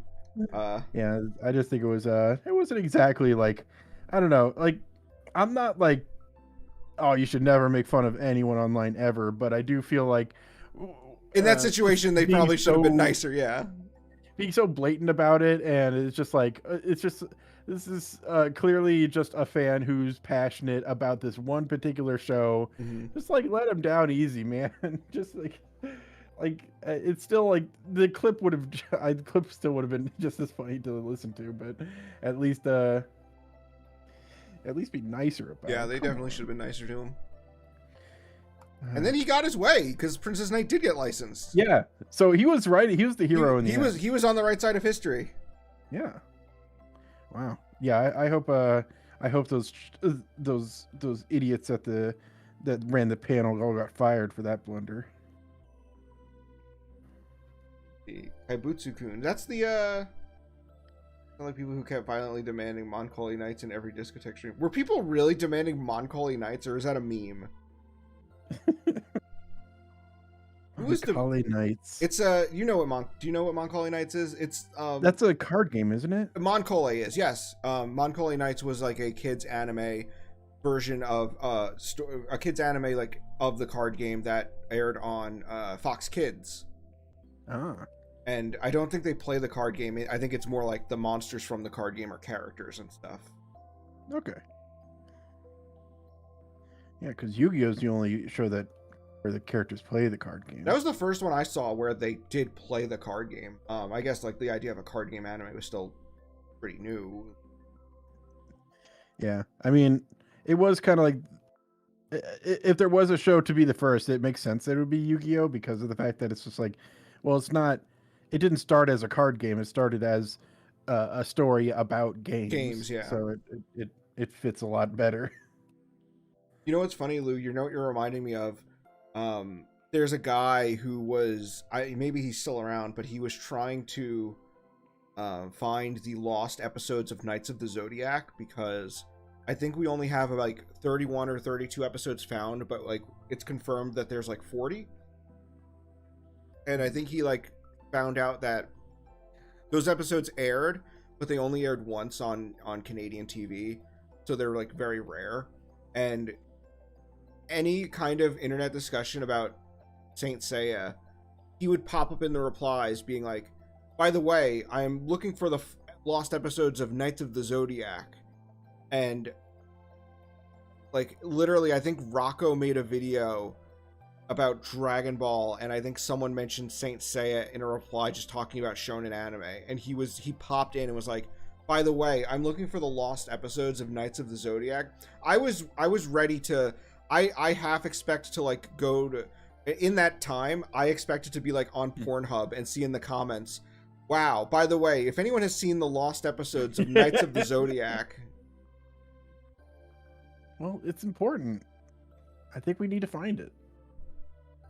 Knights of the Deke Knights of the Zodiac dub is atrocious. I was on a bit of a Saint Seiya kick last year. I watched through the Hades arc OVAs, and I really enjoyed it. So I went and out of like a curiosity, I was like, that dub is such a weird thing, and I don't remember it. I saw it like once, and so I put on an episode because we have a couple of those DVDs just lying around. I put on one of the Knights of the Zodiac DVDs, and it's a really, really bad like adaptation because it's not just that they like censor things or that they change the story. It's that the characters are constantly talking like non-stop. Like there isn't a second of breath. And like you can see the animation where it's panning over like a character's eyes and they just have them saying as much dialogue as possible. And then if it's a shot of two characters staring at each other, the one whose mouth isn't in frame will have to be speaking. They're just constantly talking. Oh my god. Yeah. That was kind of a thing. Like with all those kinds of just like early anime presenting stuff. It felt like, I mean, I guess that's kind of just how cartoons were constructed, where it's just like, we need to make sure something's happening every second so that the kids don't get bored. And I think that's just kind of the mentality that went into adapting animes. Deke Knights of the Zodiac is the worst case of that I've ever seen. It was giving me a headache and I had to turn it off. Man. Also, Dylan you said you got an email from that guy that ruled. I hope he finds his lost Knights of the Zodiac. I hope it gets added to streaming, so all of his work was for nothing. that's mean, but it would be funny because because in the end he would still get his episodes, right? That's all that really matters. Yeah. But now everyone else gets them too. I mean, I don't think he plans to hoard them. I think he's just, I don't know, that he decided this was his duty. And it was a noble duty. It was a holy edict. I feel like it was promoted in the US because I watched episodes of it, and then I watched episodes and said, oh, I don't want to watch this anymore. When Knights of the Zodiac aired, like it aired in like the prime time on Saturdays. I was just like, I watched a bit of it. I liked the theme song. I was like, oh hell yeah. And I ran all night and day. I love that opening as a kid, but like, yeah, then I wish they made a song out of it. Yeah, and then the show came on, and I was like, all right. I think that an issue Saint Seiya has is that, and I've been thinking about this because I've been trying to determine why I like Fist of the North Star more than Saint Seiya, when the Saint Seiya anime has far greater production values than the Fist of the North Star anime. And I think it's because Kenshiro as a hero protects and inspires ordinary people in the story, whereas Seiya doesn't. He isn't like a hero of justice protecting ordinary people. He's very much involved in like the politics of this world. And I think that the idea of like a character like Kenshiro who inspires and encourages and helps ordinary people like you or me is just more appealing to a Western audience than the crazy world of Saint Seiya. Makes sense. So that's how I feel. I know that there was I think it was an NHK documentary, and they actually interviewed someone to ask why was Saint Seiya so popular in South America, and the reason he gave is that he thinks that in South America, zodiac signs are like not just like a niche thing that like the crazy lady at your work is into. He said that like everyone is really into zodiac signs, and so the fact that you know, the zodiac was like associated with different powers, and you could say that like, oh well, my zodiac, I'm an Aquarius, so when I play, I can be the Aquarius saint, and you sort of have a personal connection to characters in that way. Okay. And I was like, okay, that kind of makes sense. That's interesting. I wish they dug more into that. It was funny enough, the entire thing was made to promote the new anime Togen Anki. I don't know if we have any big Togen Anki fans in the chat, but to promote Togen Anki, they did a special on manga about mythology, and it's literally just Saint Seiya and Togen Anki, and the Saint Seiya stuff was far more interesting than the Togen Anki stuff. Wow. Who would have guessed? Because the Saint Seiya aspect also has the first like in-person interview with Michi Himeno, the character designer on Saint Seiya, Rose of Versailles, and the Yu-Gi-Oh anime. Are you seriously asking what Togen Anki is? Do you not know what Togen Anki is? John, have you cultivated a fan base that is unaware of Togen Anki? I think that's a failing on your part. Oh my goodness, how could I have done this? I think I retweeted someone who was like, gonna start calling fighting anime Togen Anki likes. I mean, it's kind of similar to just like when you told me you released a Guy Slugger video, and you're like, hey Ben, I think some people don't know what Guy Slugger is. And you noticed that, right? Yeah, it was weird. It kind of came out of nowhere, and I was like, I think that's kind of your responsibility to make sure that you're not like allowing these kind of people in. Yeah, I think we need to gate. I'm just gonna say it. If you're Togen Anki, if you're an anime fan, you haven't seen Togen Anki, just turn around, right? Yeah. So Dylan, counter to your point,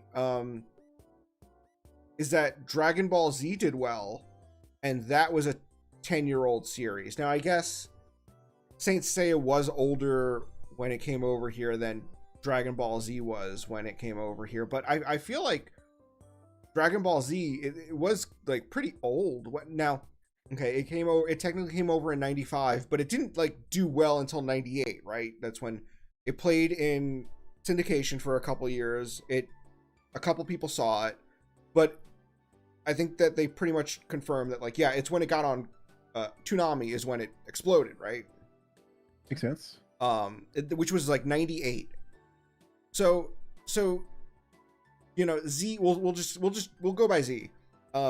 Z is 89, so it's already 10 years old, and there's already like a big difference in the way anime looks from 89 to 98.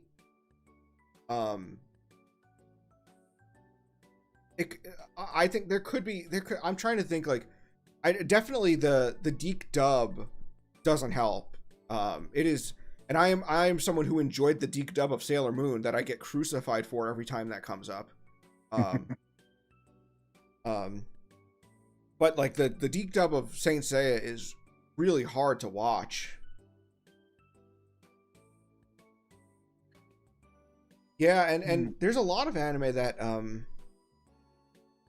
that like come over but don't hit for some reason, and then they might just hit later. But Saint Seiya never has. And another thing about Saint Seiya that's worth mentioning is that even modern adaptations of Saint Seiya don't do well. Because Saint Seiya Omega was licensed and put on streaming, and it did poorly on streaming. Which Saint Seiya Omega was a new show when it came out, and it's a very good looking show. So, and then when Discotek was licensing a bunch of older anime they were like, okay, we'll do the Saint Seiya movies, and the Saint Seiya movies look gorgeous. They were done on like 35 millimeter, I believe it was 35 millimeter film, and they're on Blu-ray, and they look spectacular, and no one bought them.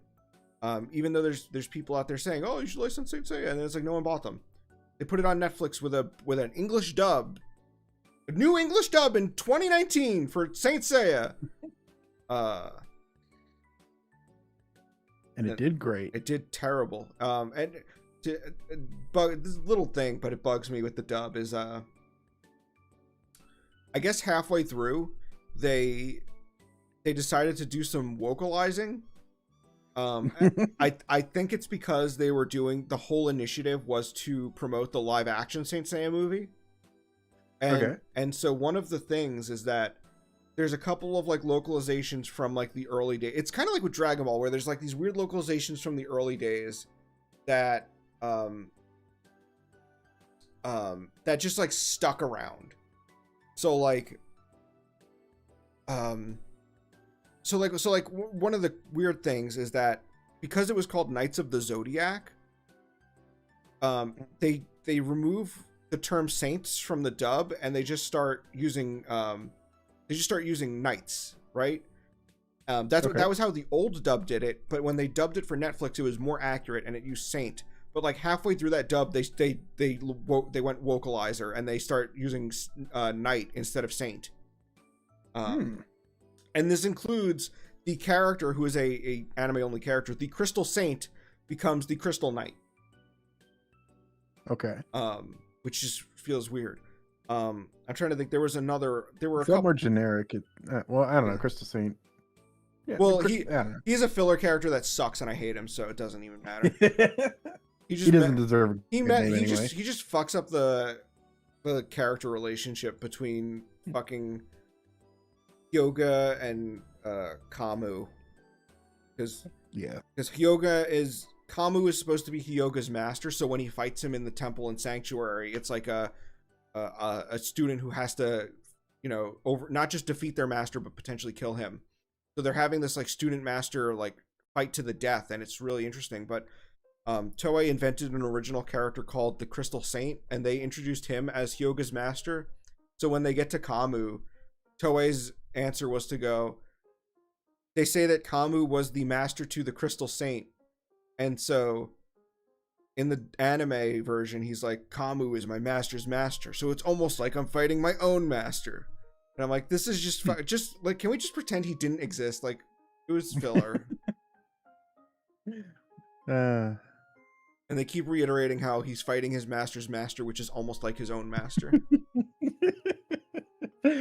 just so you know, that other guy was important too. He was important. He's still my master, and he's still cool, and he's still a really cool character that you should buy toys of. But this is the really important story now. Yeah, the other anime like exclusive thing in Saint Seiya that I actually just find kind of funny is they have the Steel Saints, which are saints that instead of using like mystical armor, they have like future science Iron Man armor, and they pretty much just interject them into scenes, have them do a move, and then Seiya looks at the camera and says, "Those Steel Saints sure are cool. I know I'd want to buy a toy of them."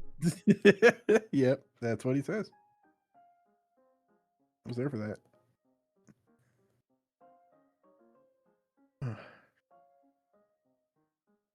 It was much harder to disguise it as an old show by 2003. They did add, don't worry though, they added a bunch of digital effects over it, so if anything, I feel like, so I was 10 when I watched Knights of the Zodiac, because it aired in 2003. I was born in 93, and I don't think I cared that it looked quote unquote old, but like I do remember that the way they talk was like weird to me, and rewatching it like recently, like last year, I do think it's that the dialogue was fucking atrocious, and they just constantly talked too fast. I think that like overstimmed me. I don't know. Yeah, we children of the 90s, we were not used to our TikToks. We couldn't bear to have voices more than like 5 words per minute. And then I'm thinking about like, like I mentioned earlier, like there's newer Saint Seiya stuff that comes over and it still flops, even though it's like a self-contained story with like new animation. And like the Lost Canvas has beautiful animation. Like it's really well animated, and it's a self-contained story, and they gave it a dub, so it has like and it's a really good dub. And it's like no one watched it, and I really think it's just because I really think a big part of it is that idea of like, in the Saint Seiya universe, the characters aren't like fighting to protect innocent people, and like that sort of like the hero of the people kind of vibe. I think that could potentially be a big reason why Saint Seiya as a franchise never really took off. I can absolutely see that. I feel like that's a kind of like a. It's weird to call it this, but it feels like that's kind of like a hook. It's like an easy way to like a character, you know. And what does Seiya have in comparison? He's like a hot-blooded youth who's on the journey to find his lost sister in this really weird world where they force children to fight to the death. Which is interesting, but like, yeah, I think he's just kind of a guy. He's just a guy who's doing stuff. Yeah, he's not as heroic as other like Jump protagonists that I think were more popular over here. That makes sense. Fist of the North Star also had a botched release over here where it has the dub is bad but it's one of those dubs where people go, actually I like the voice actors. It's like, I think that the voice actors are good in other things they've done. That's my take on it. But they also replaced the soundtrack with a drum and bass soundtrack to try and make it look modern. And with Fist of the North Star, the animation wouldn't have been as egregious because it was released it was an attempt in the 90s. In fact, it was so early that Steve Bloom is still called David Lucas. Ooh. So because that was the fake back name when he was too ashamed to put his name on anime. For real. Yeah.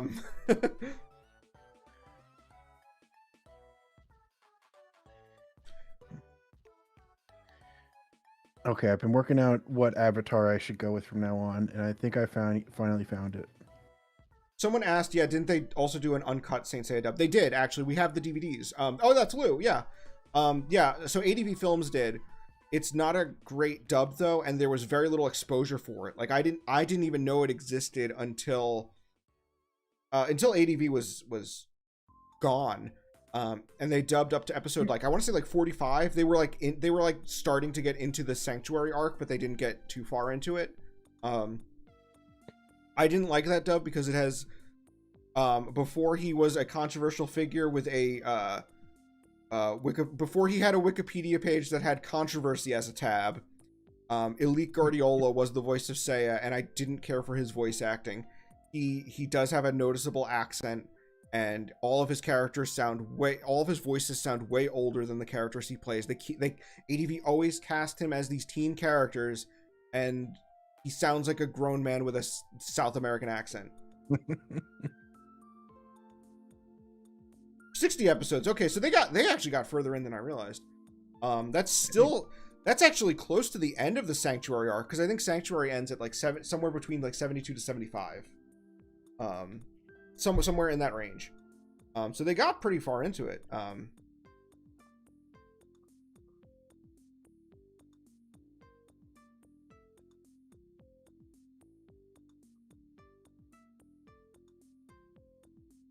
These are beautiful images, by the way. I wasn't even thinking about your drawings. No, it's cool. I'm just gonna. I'm getting hung up on the fact that the raccoon has been taken, and now I'm just like, should I pivot?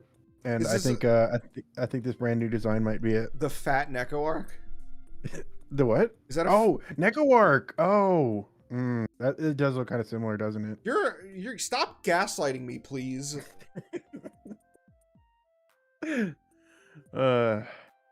For a second there, I was like really into this design with the planet guy. Yeah.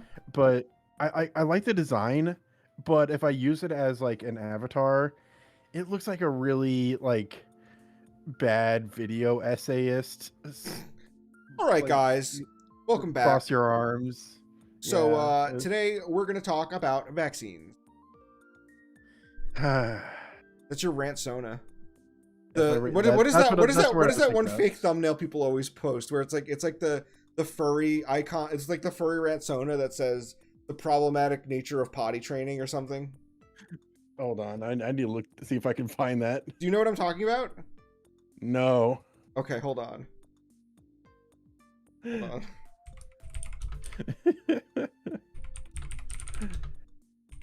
I don't think I can just like search for this. Yeah, there's a lot of terms that that when you drop into Google, They drop back. I don't know how to describe it.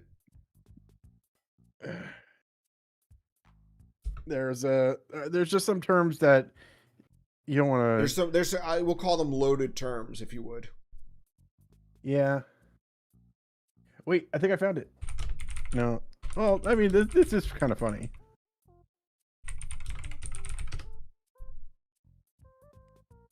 Oh my god! This is awful. This. Hold on, I need to double check. This screen isn't okay. Good. Jesus Christ, man. Did you? The problem that is a good one. That one might be real though. Yeah. Okay. I'm not making fun of actual people. I just think the combination is funny. Okay, so I found. Oh my god! Please stop showing me these for a second. So this. Okay, so this is it. This is not. I don't believe this is real. But this is what I was referencing. It is funny regardless. Okay, let me get it. Let me grab it. Put it on screen. It's fine. It's safe. Hold on, I'm gonna grab it. That was my background. That was my wallpaper. Just flash it on screen. The problem with forced potty training. Well, of course the diaper fox would think that. I am going to say we don't need to stay on this. We don't need to stay on this subject too long, but I do feel like in like the early 2010s Tumblr days, I feel like I did see a furry account that was genuinely arguing that point about how like potty training is something that we should decide on our own and not something we should be forced to do. And I remember thinking like, this website is not for me, man. Like, I'm trying to understand the logic behind it. Because it is that they want to wear diapers. That is it. And like, I get that. But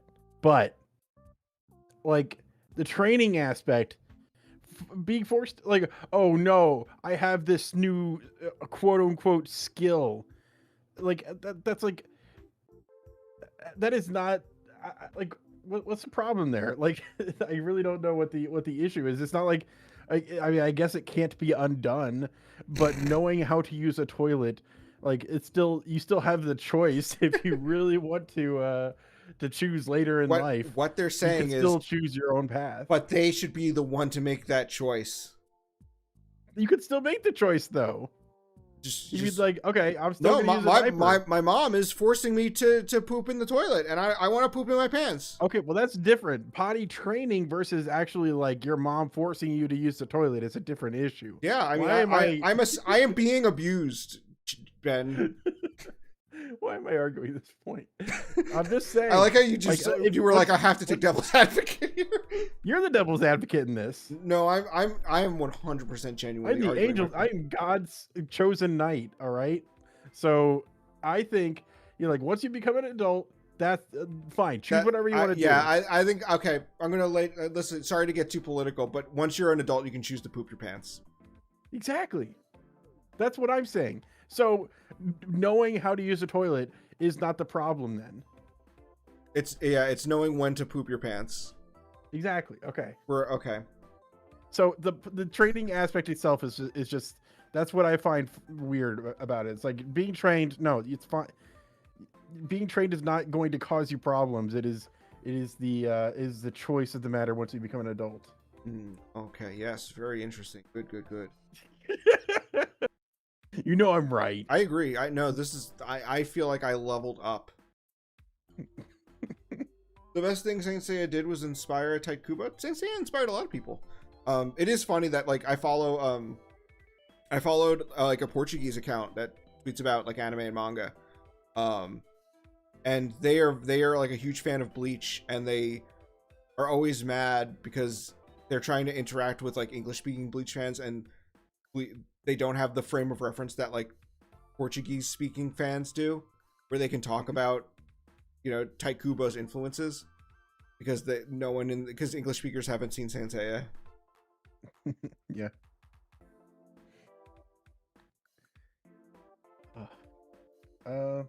At this point, I can do another drawing, but I don't know what to draw, so I'm open to Oh suggestions. yeah. Dylan brought up in the chat the iconic Demetrius video. The iconic Demetrius video? Yeah. Demetrius, go to the bathroom. Oh, yeah. That's a good You one. are shitting yourself. Yeah.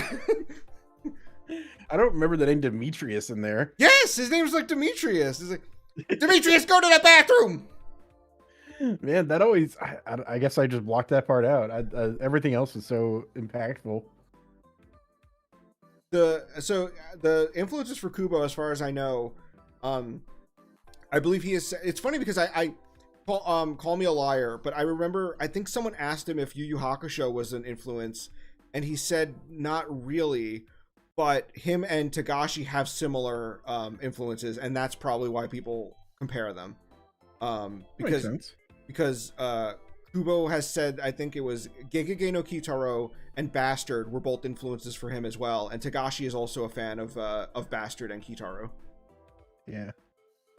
I remember seeing Bastard and I was like, that just looks like you. Yeah, yeah, it does. The Crystal Saint, you are shitting yourself.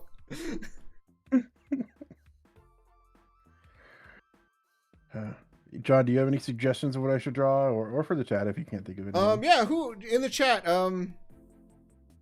wrote something down. I think. Oh yeah, I wrote. I might want to save this for when we play Gardic Phone tomorrow, though. Yeah, that's fine. Should I say what it is, and then maybe you can decide if you want to draw it? Nah, save it for Gardic. Okay. We're always scrambling for prompts there. Okay.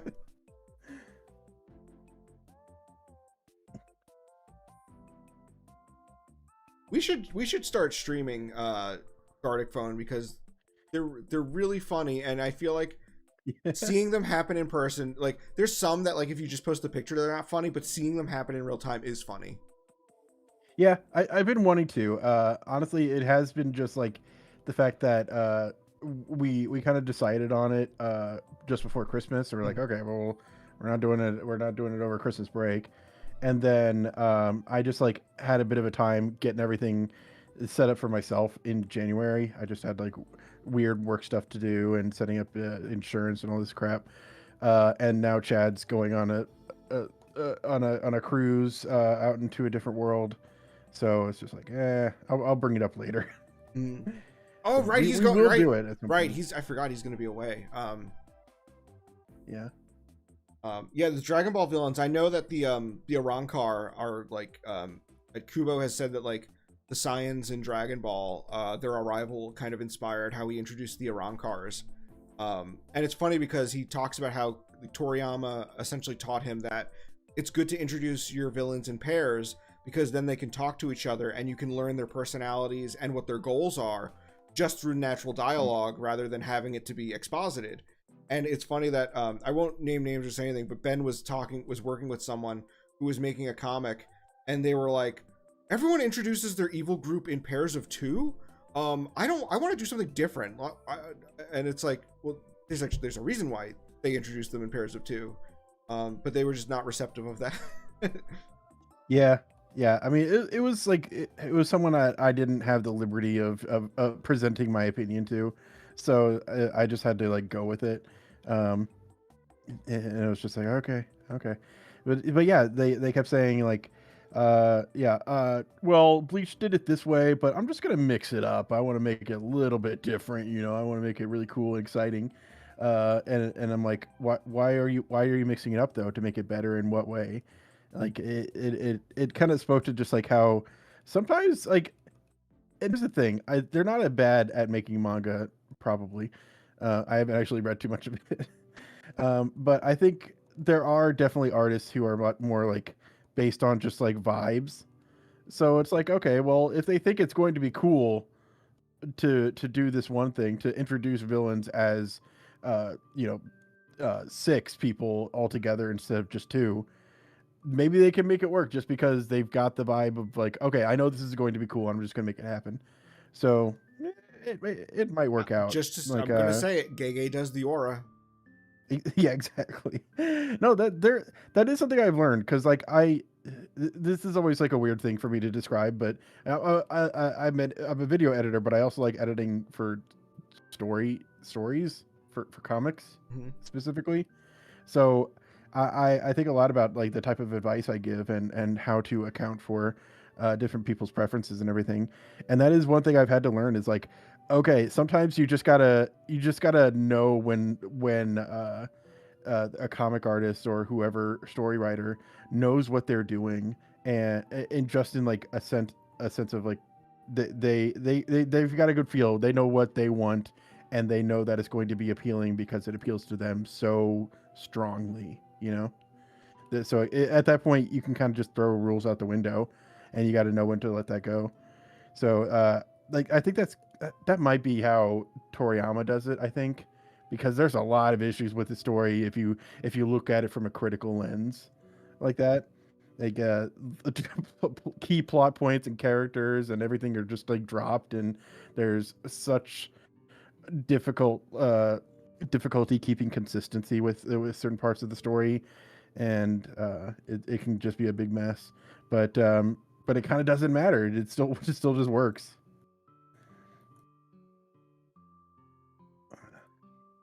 Kubo is just vibes. That's true, but also Kuramada by Saint Seiya. Saint Seiya is very much just vibes too, especially by the end.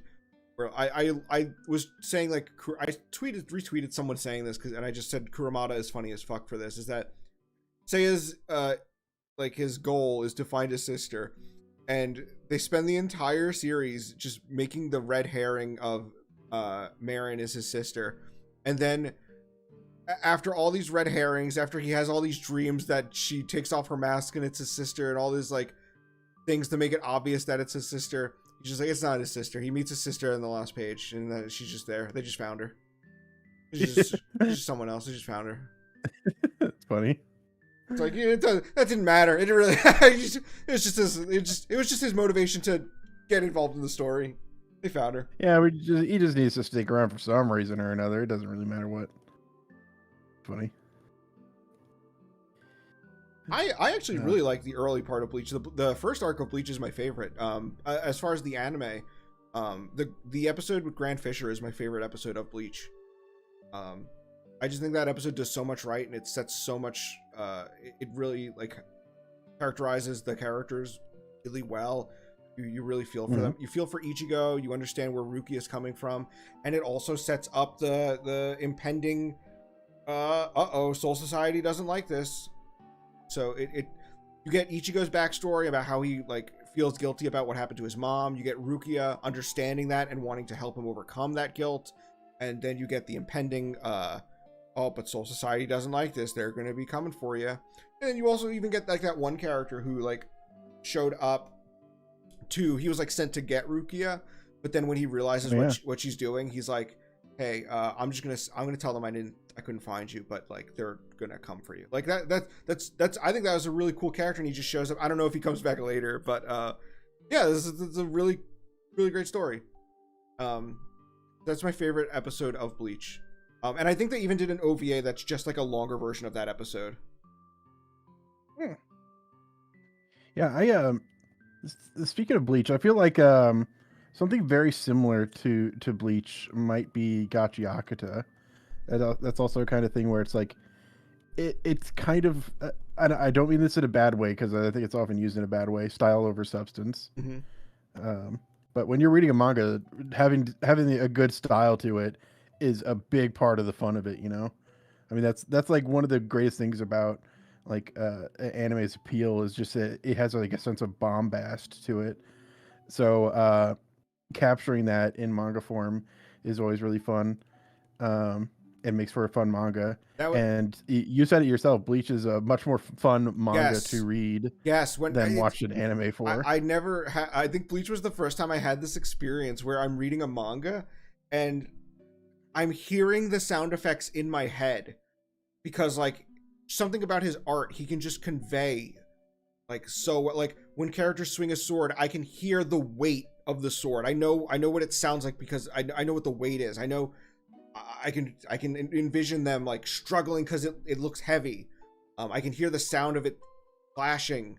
And that's really shows really that really shows his skill as a mangaka. That is an aspect that just doesn't translate to anime. Yeah, unless I mean, it can be replaced with things if you've got a really stellar anime team, you know. Um, like there's like a lot of the most impressive stuff. Like the first thing that comes to mind for me is Mob Psycho and One Punch Man and stuff like that, where it's just like, yeah, these excellent teams of just like they made great animations, and it was stuff that obviously just didn't come from the manga itself. Like I don't know, Yusuke Murata did contribute a lot to the visual style of One Punch Man, but overall, the point is just like, as long as you've got someone who really has mastered the medium of anime, you can make the style over substance thing work, but you've got to have a great combination there where it's like, okay, well, the mangaka is awesome, so we need to get an equally 1 in a million talent to work on the anime. It's like, okay, that's a big ask. I don't think we can manage that, especially for such a long series. Yeah.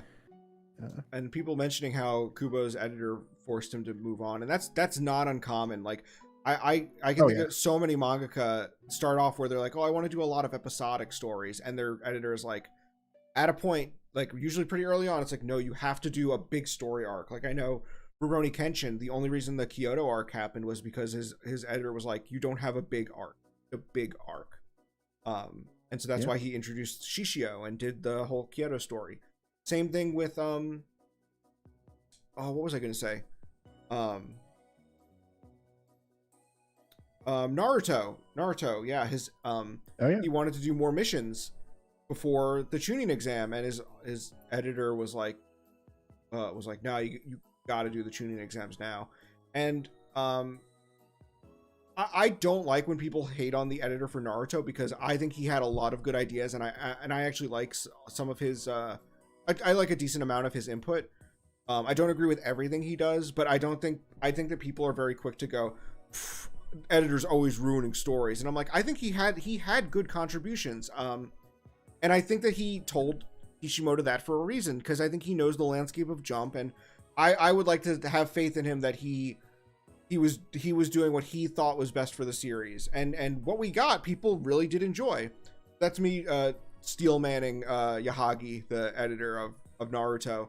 That said, you do reach a point where you do have to acknowledge that this team has only been on one big mission together. And it really hurts moments, especially towards the end. I always think of in the Ninja War when Naruto, Sasuke, and Sakura all like get together again, and Ino says like, Team 7 back together at last, and it's like, well, they were together for like a week before they spent a lot more time separate than they did together. I don't know. I feel like it's like I can't think of a good example, but like, yeah, these they were a team for a month, and then they spent like 6 years at odds with each other in different countries and shit. Yeah, that's an unfortunate part of the medium. Like the thing is, everything that's good about manga is tied up in what's bad with manga. Yeah. Like anyone who complains about editors because they're like controlling, it's like everything good about like a structure of a manga is also kind of because an editor or just the mangaka themselves recognizing this is what makes a manga sparkle with people. You know, it's like this is what keeps things running, is this type of story, and the editors know what that type of story is, and they push for that, and they give really consistently good feedback. But it's just like whenever you get a good idea, it's typically accredited to the artist, and whenever you get the bad thing, it's okay, well, you find someone to blame, and at that point you go to the editor. Which is honestly, that's kind of just what the role is expected to be. Editing is a thankless job, no matter what medium.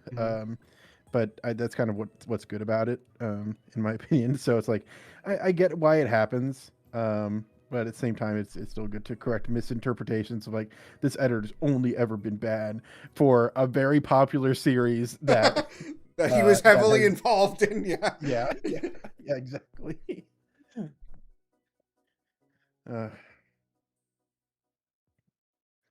Anyway, this is my new OC. I call him Porku. I thought you were gonna say like, I don't know, Mugio or something. Shmugio.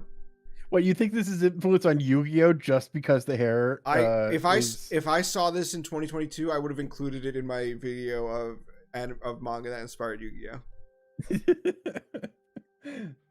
Yeah, just random drawings. It does look like the kind of looks like the DNA squared guy. Oh yeah, you know what? Yeah, that's my DNA squared OC. It's not a Yu-Gi-Oh OC. I think you were the one who said DNA cubed today. We were watching. That was also when I was very tired. You were not. You got so confused at me whenever I was trying to make stupid jokes when I was half asleep. What did you say? I don't know. I kept making really these really weird jokes, which I thought, oh man, these are fun. This is me being funny because it's like it's my type of random humor that I like. And then you look at me, you're like, what? Are you serious? What? It was you probably said that multiple times. It was. If I remember. I think I was scared. Oh yeah, you were looking at your Twitter and you watched a clip of The Simpsons where Milhouse is jumping off a waterfall and it was a parody of The Fugitive. And I remember that The Fugitive came out like the same week or maybe even the same day as Jurassic Park. And so I said, oh, that Simpsons episode came out the same day as Jurassic Park. And you just like, that can't be true. Ben's got to be lying to me, but why would he lie like this? Yeah, good. Yeah, explain. Yeah, exactly. Tell the chat how you gaslit me. It was a funny joke. I thought you knew. You were a big fan of Jurassic Park. I thought you knew what movies came out the same day as it. I you know what? In this case, I guess I didn't. That's on you at that point. You need to be more learned if you're to understand today's humor. I understand today's humor. I've dabbled in the 6 and the 7. I'm really looking forward. Like, we need to we're finding a way to bridge the gap, and I think 6-8 is about where we need to get to. And then 6-9 is funny with smart people like me. Yeah. Millennials love 6-9. Zoomers and Alpha love 6-7. Let's all come together and appreciate a good 6-8. Oh yeah. Yeah. And this person who's watching Goldrand on my Twitter, I kind of want to watch it because of their screenshots. Hold on, I'll send this to you. You can put it on screen. Sure.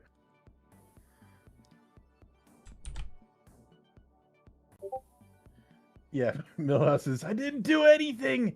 And the FBI agent saying, I don't care. Oh, I like this style, yeah. Look at them. They're all so goofy. Yeah. They're so silly. Oh, that's good. I love those big old smiles. I saw the Common America account, which I want to point out is run by an American. Mm-hmm. I saw they retweeted the guy watching Goldrand, and they were like, "Oh, I wish there was a way to watch this," and I was like, "You should illegally download it because it is Blu-ray quality." Yeah. That account has tricked some people. There are people who think that is a Japanese person. Is not. And honestly, it tricked me because like as long as if you see typing in Japanese, you kind of just assume like you don't notice the Simpsons icon. Nope, I literally did not notice it when I saw that. That was the first thing I noticed. I was like, well, who is this person with the Simpsons OC? Yeah, I really because like I had read the tweet. I saw that it was Japanese, and I was like, okay, I guess a Japanese person talking about something. And this was a while ago. This was a different tweet. And then you come out to me later that day, and you're like, can you believe people are getting tricked by this? And I was like, oh no. Can you believe that there's some big fat stinky losers who actually think this? And I'm like, yeah, those are losers. They're why did they not look at the icon? Did they not research who who's making those tweets that they're all reading. Wait. I research every single tweet that I've ever watched. Goldran isn't a Tatsunoko show. It's Sunrise. That's because it's a Brave series. Yeah, it's really brave. Am I being gaslit? No, the Brave of Goldran. Okay. Goldron. Run of Gold. Because, yeah, it kind of looks like the Sunrise Yamato Takeru anime. That's exactly what I was going to say. I made you watch the video of Chris from Garzy's Wing saying Yamato Takeru no Mikoto in full. I mean, it just rolls off the tongue. I understand why they wanted to keep saying it over and over. Damn you, Yamato Takeru no Mikoto!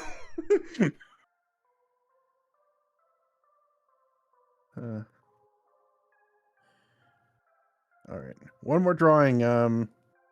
What do people got? Like, I looked at the chat before and I didn't see any recommendations, so I just kind of drew whatever. But this is your last chance for me to draw something silly. Oh yeah, Gold Lightan. No, I watched Gold Lightan a couple years ago. I was writing a piece on Nishikubo and I was like, well, I should watch everything he directed, and that took 2 years. I'm still missing some stuff in his filmography, but my God, did I watch a lot of it, and I watched all of Gold Lightan. And I liked it. It's a good return to form from Tatsunoko dipping in quality after Tatsuo Yoshida passed away. Gold Lightan is definitely like a return to form. And then what was I gonna say? I won't go on. I was thinking about it's funny because Nishikubo, I wanted to write a piece on him as his whole career, kind of like what I did with Toshihiro Hirano. But similar to how with Hirano, after Rayearth, he just sort of ducks out from the public eye and doesn't like do a lot of like interviews or make a lot of like news of himself until Netflix Baki, and even then he's not really doing interviews. It's just that he's on a very high profile show where he directed all of the Netflix Baki stuff. Nishikubo has that, but Nishikubo's duck out from the public eye happens earlier in his career, pretty much by like Pat Labor 2. He's like only in the background. I think the best source I've found on him is a book.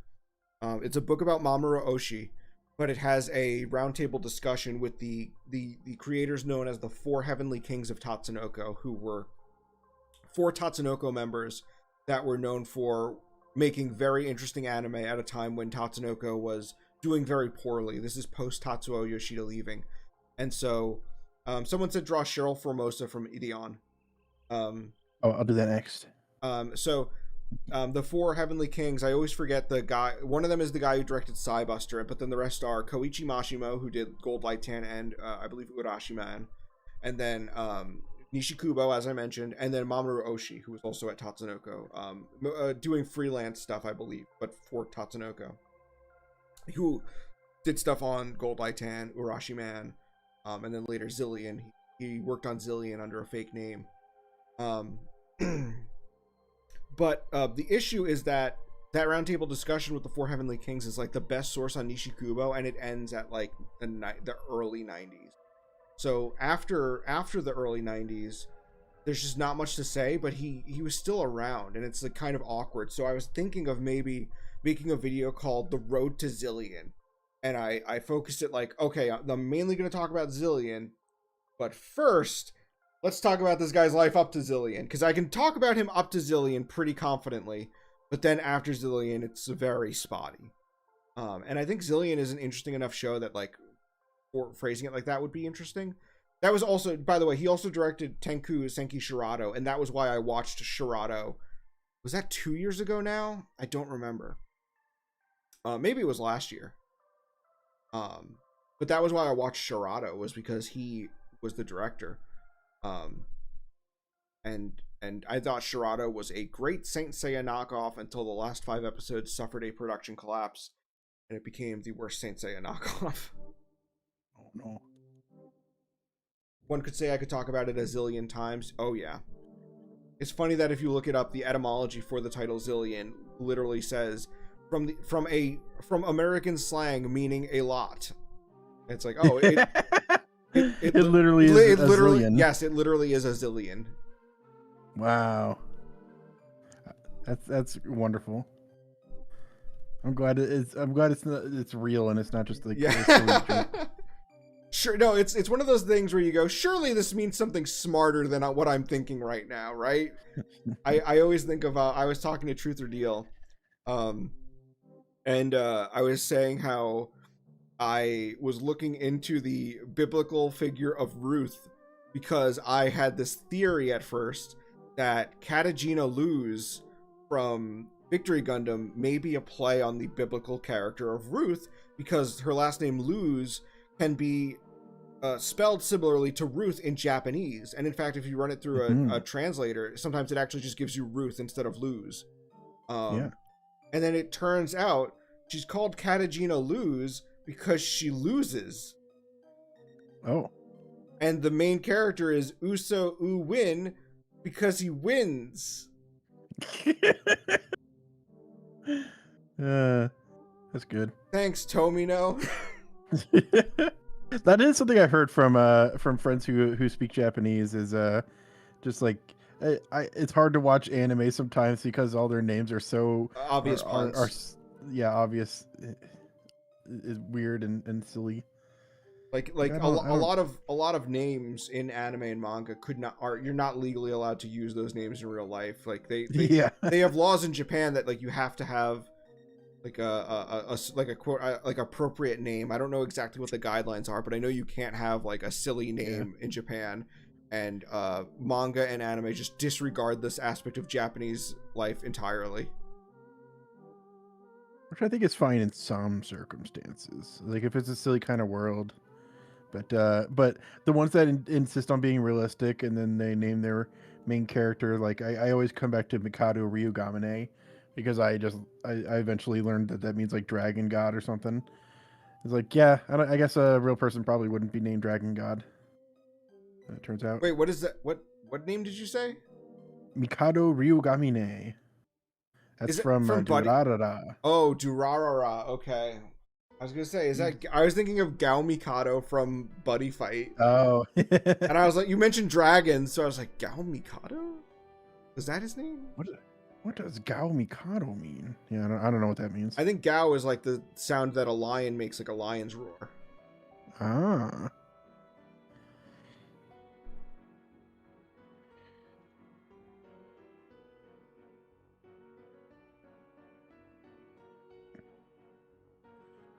There we go. Yeah, Muten Roshi is like old, heavenly old master or something. Funny because we were talking about Saint Seiya. Saint Seiya has Doko is called Roshi too because it just means old master.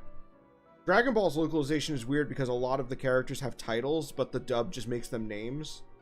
Like they just call him Ox King, like Ox King is his name. That's funny. I didn't think about it that way. I just figured like they don't know his name, so they're just gonna call him by his title. That's Gyumao, which is Ox Demon King. Dude. Which is a title because it's a character in Journey to the West. How does arms work? I guess it would go like down like that. Whatever. Alright. There's City Hunter Man being silly. I've done it. You really I don't think City Hunter is your style is conducive to City Hunter. Really? Because I couldn't tell that was him at first. I guess that's true. He's so I don't know. He's really there's really how would you like identify him though? He's so plain. Oh, you know what? I think it might be the eyebrows. I didn't do the eyebrows right. Oh, well, I guess I need to like yeah. How's this look? What if he has bigger eyebrows? How's that? It's like he's becoming John City Hunter in front of your eyes. It's closer at least. Yeah. I should say Joe City Hunter. That was what they called him when ADV did their weird dubs of the Really? Yes, they changed his name to Joe. I think the theory with that was they were going to pitch it to cable. But yeah, they have weird dubs where they changed Ryo Saiba to Joe. I'm looking at a different piece of art now to see. Someone in the chat said their eyes were off. His eyes were off. So, is that better?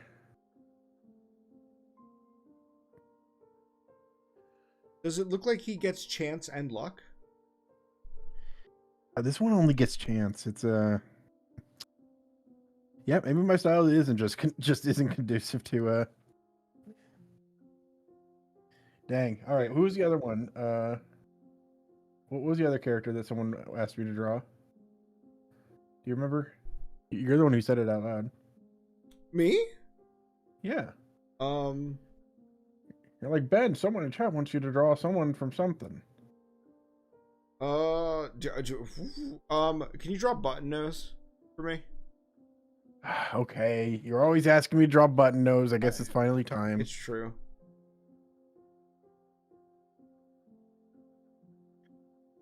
Button Nose is so fucking based. We need to find that anime, I swear to God. What do I search for this? Button Nose Sanrio. Sanrio, okay. Because I searched anime and it's not. Yeah, it's I know. Yeah, search Sanrio. I watched a video where it was a video on Button Nose. It was very brief. But they said Button Nose was the first Sanrio anime. And that's not correct. They may have meant first TV anime, which I would need to double check before I said with confidence. But I Ringing Bell and Unico definitely predate Button Nose. And also Ideon Be Invoked predates Button Nose. But yeah, I was in Shabes' server and we watched Chisana Jumbo, which is a Sanrio movie about crazy ass elephant. It's almost like a Yellow Submarine type movie about an elephant caught in the middle of a war between two planets.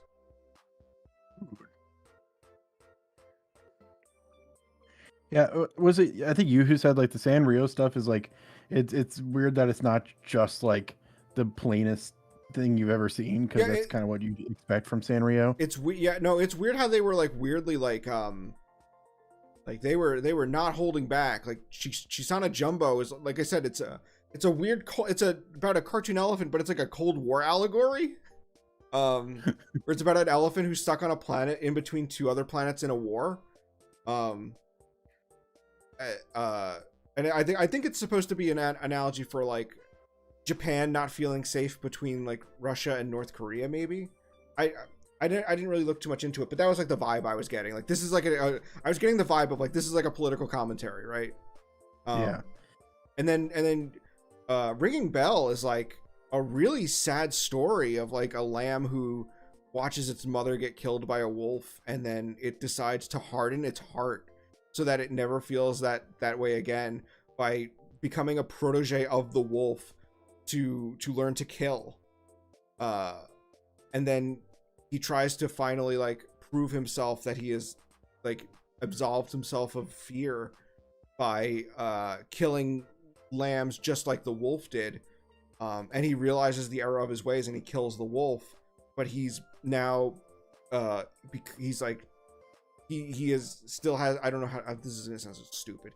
He has the vibe of a killer though. He has like the aura of a killer, and so the sheep refuse to accept him now, and so he's trapped as having become what he always hated. And so it ends with him just retreating into the mountains, and they say like to this day sometimes you'll hear his ringing bell. It's like a really interesting dark story. Yeah, and it's not what I expected from the people who make Hello Kitty. Yeah. This Button Nose is giving me like Milk Chan vibes. I kind of like it. I'm trying my best. Like, it's so hard because like with the dot eyes, you can't make them look left or right. They just have to always be looking, 3/4 straight forward. And also I'm trying to make her pog, and it's difficult to. There's really not much you can do with this type of character design, turns out. Okay, so Weeb Crew, and I think that's Sai probably, is saying that Chisana Jumbo was an allegory for the bomb dropped on the Berlin Zoo that killed that elephant that one time. Okay, I was also thinking that could be it. When they did drop that bomb on that elephant. And that was sad when they dropped the bomb on an elephant. I mean, the elephant was asking for it. Yeah. I mean, you kind of just get the sense that elephants are just like he was like putting out some dog whistles into the world that I was not vibing with. Like you get the sense that elephants just really kind of deserve whatever's coming to them, because like first of all, Edison was just like, yeah, we need to electrically execute some elephants. Listen, they would not they would not name drop Thomas Edison in the theme to Chibi Mariko-chan if they didn't support killing elephants. Exactly. Like it's just kind of like a thing that's like, okay, yeah, we get it. Elephants are need to get killed and stuff. So it's just like, yeah, okay, sure, I'm down with it. Yeah, there's also a lot of Tezuka anime with like elephant violence. There's a whole episode of Kimba where they bomb the elephants.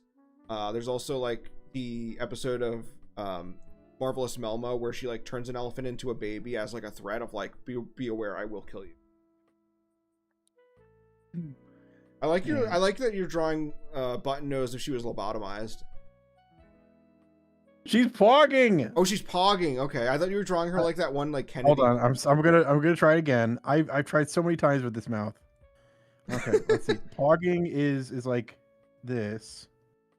No, I need to relook up pogging. I need to. It's been a while since I've drawn some pogging. Could you play the theme to Button Nose on loop while you draw this, please? Is that gonna get copyright claimed? If it does, so be it. I don't care at this point. Okay. Bring me my Button Nose. Hey, little Button Nose. Everybody knows. Button Nose Sanrio theme. Hell yeah. This one? Yeah, make it louder.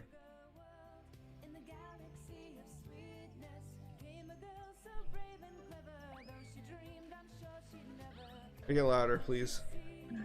Even louder. Okay. Make it louder, please.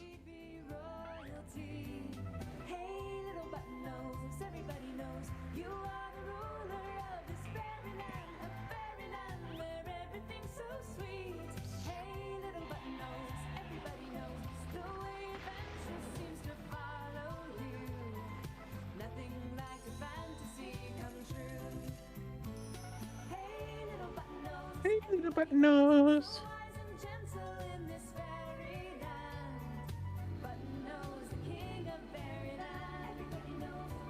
Make sure it loops and also make it louder, like a lot louder. Actually, I don't know how to just like make YouTube videos loop, so I think that's the loudest I can get it for now. Let me see. Chat, tell me if this makes it louder.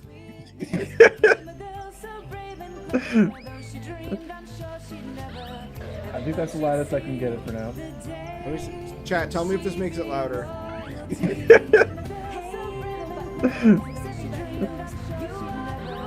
I think that's the loudest I can get it for now. Let me see. Chat, tell me if this makes it louder.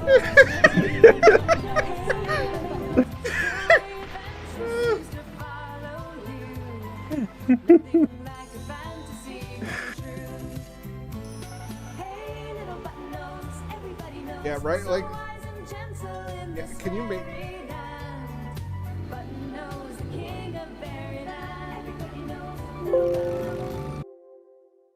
Ben, you need to, you can right click it and make it loop, and you need to find a way to make it louder. Okay. This is experimental stuff here, all right? Okay. Finally.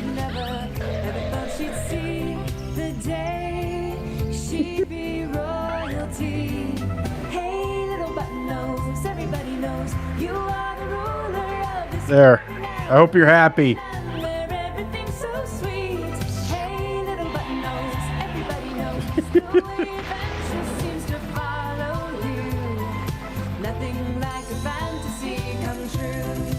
So what outfit are you going to give her? What? What outfit are you going to give her? I only see one. It's the purple shirt. There's a lot. I can send you a collection I have. Okay, send me the collection. In the galaxy of sweetness came a girl so brave and clever. Though she dreamed, I'm sure she'd never ever thought she'd see the day she'd be royalty. Hey, little button nose.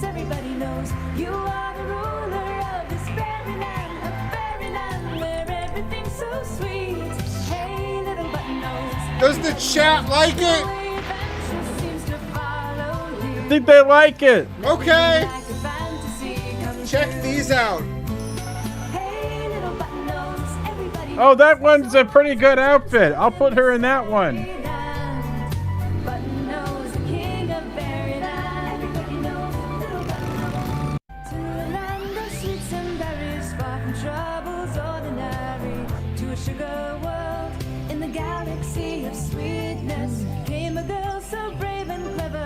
We don't turn the song off until every episode is found and no longer lost media. This is a hostage situation.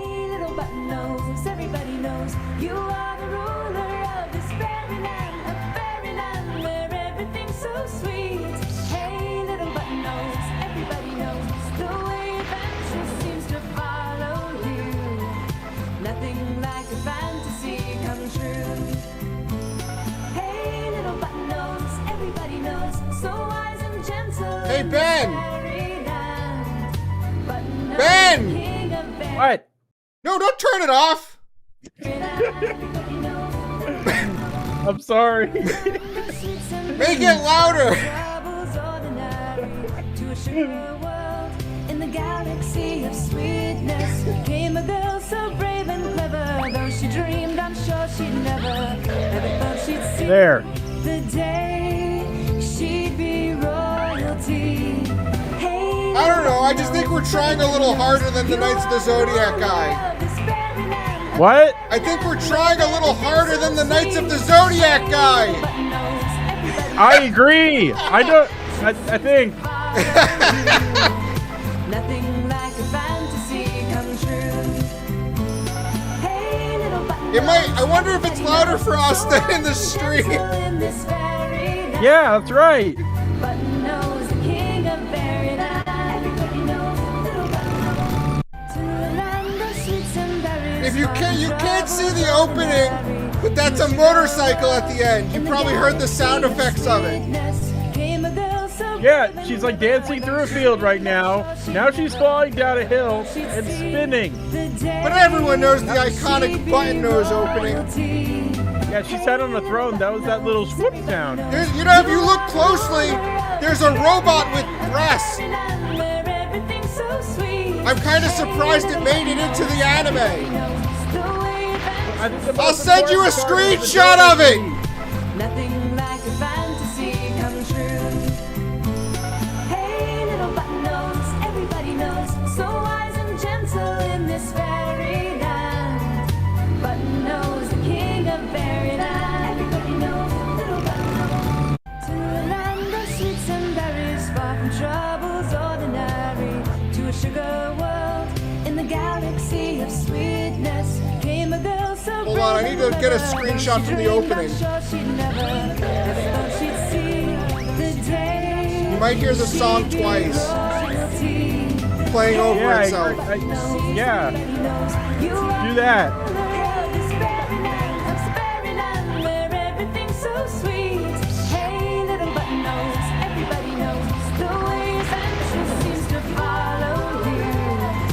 Nothing like a fantasy come true.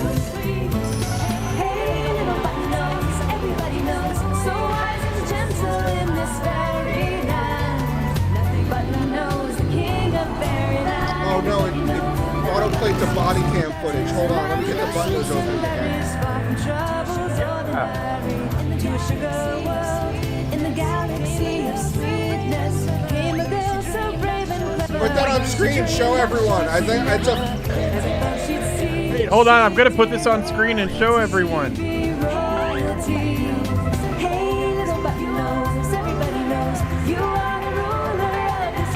Yeah, that's in the Fox Kids version. Yeah. I'm gonna open more tabs with button nose in it. It's like a robot. I get it. Nothing like a fantasy come true. Hey, little button nose, everybody knows, so wise and gentle in this fairyland. Can we turn this off? No, I'm making it louder. I think I'm gonna need to take control and turn this off.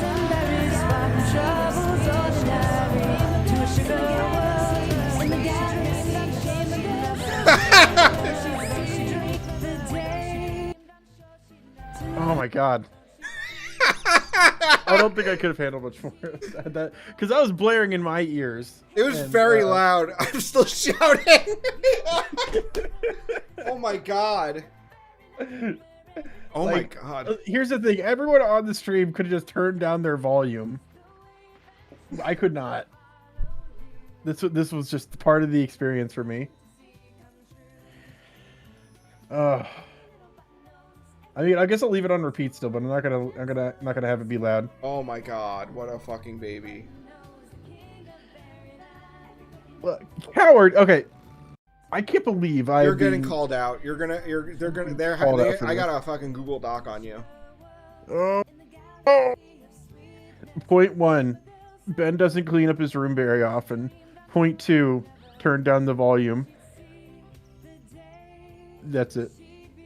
What does that mean? What? Where are these points coming from? That's what's on the Google Doc. Oh, okay. Oh yeah, when I call you out. Sorry, my brain is a little fried. But if you like, if you wanted to talk about fucking Berryland or something, I'd be on that shit. But right now, I'm a little. I think this picture of Button Nose is pretty accurate to how things worked out. I didn't stop playing Button Nose yet. It's still going. Very quiet though. It's too quiet. Yeah, it's like one of those things where it's like our ears have adjusted to the frequency. It just comes white noise. I'm gonna fall asleep to this tonight. Nice. Do you think you'll have Button Nose dreams? I don't see how I couldn't. Do you think you'll get to ride a motorcycle in Berryland? I want to become ruler of a fairyland where everything's so sweet. I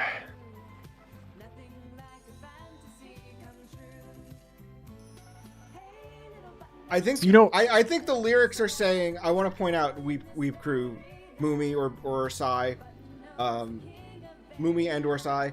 I think the lyric is Button Nose and King of Fairyland, or Button Nose and King of Berryland. I think that's what the lyric is. Let's listen through really carefully. Play it a little louder.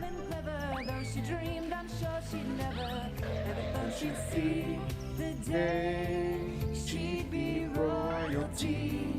Hey, little Button Nose, everybody knows. You are the ruler of this fairyland, of Berryland. everything's so sweet. Hey, little Button Nose, everybody knows the way adventure seems to follow you. Okay. Nothing like a fantasy. Let's listen closely. Hey, little Button Nose, everybody knows, so wise and gentle in this fairyland. Button Nose, the king of fairyland. Everybody knows. I think he's saying. I think she's saying Button Nose and the King of Berryland, but it does Because sound also the screenshot that's on it on this when the lyric is playing. Hold on, I just need to pause it for the screenshot. But now that no, play the whole song again. it's looping, Okay.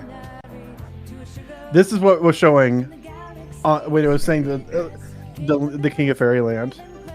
So she's with what looks like a king. Can we look up? Hold on. Is there a phone number for Sanrio? Well, first you need to ask them to bring back big challenges. That's on the docket. Sanrio. Okay. They do not have a customer support, but they have an email address. All right, send an email. We are sending an email. A non-offensive but strongly worded demand for answers. Yeah, let's start typing that up. Hold on. Okay. Do you want? Yeah, open up a Google Doc. This is gonna be official. No, I'm just gonna type it out on the drawing here. Okay. Can we include the drawing of her pogging in fear? Yeah, all this is gonna be here. Can we send this to Papa Suji, the founder of Sanrio? Yeah. Nice. Is he alive? Hold on. I need to look this up real quick. I want to get my Sanrio facts straight before I start taking heads. Okay, dear Sanrio, what do we say here? Papa Suji is still alive, so dear Sanrio, how are you doing? Okay. And so then we say, as we both know,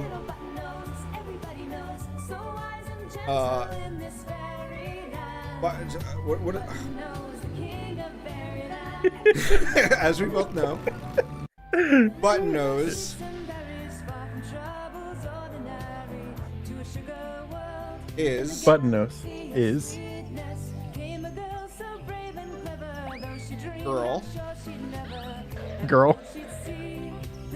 who is brave and clever, who is brave and clever, and that she is the ruler of this fairyland, this fairyland.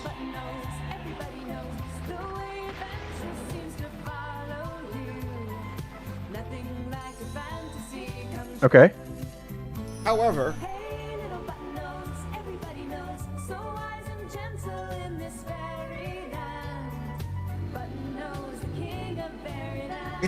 I can kind of hear it now. Now that Button Nose the king of fairy. However, is she the king of Berryland?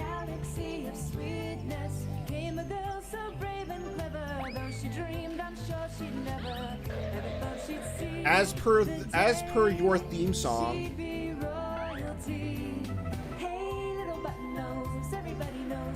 Fox Kids.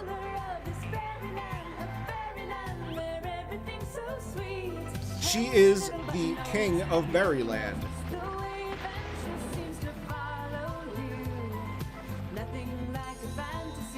Okay. Is this true?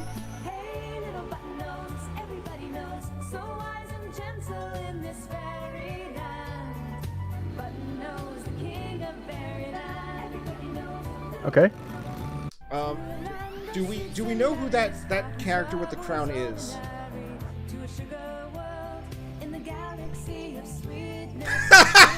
Yeah, write this down. Just keep writing.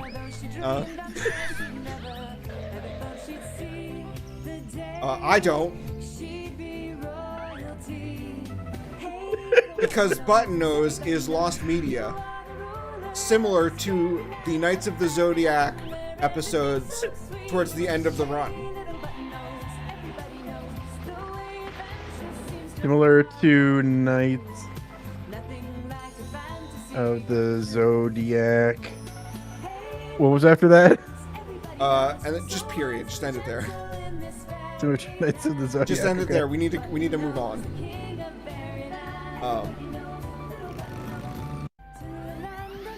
Okay, so let me read back what we have so far.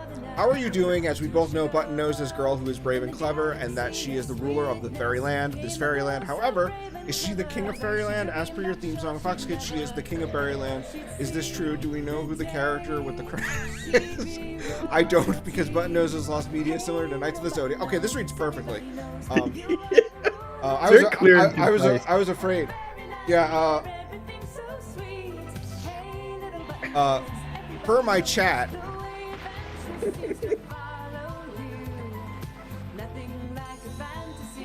The boy with the crown is the Flower King. So now I am confused.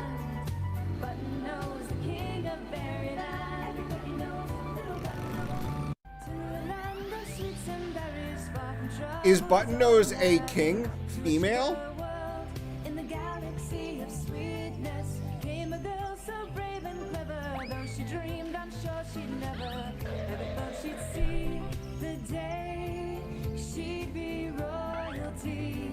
And then, don't worry about it. They'll know what it means. And then, can you just put woke question mark? Yeah, hold on.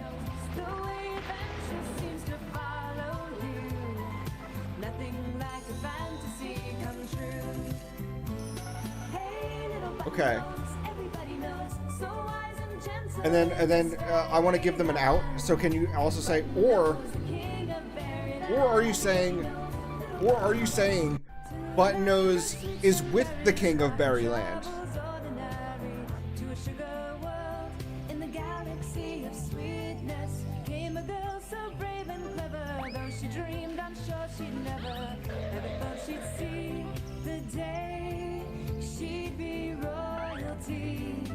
Okay. I am add that I am confused. Yeah, hold on. I just need to reformat a little bit. We want to make sure they see all of this.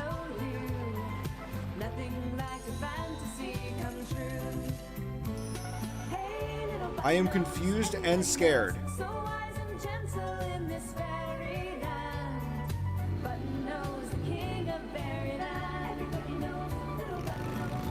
And deaf.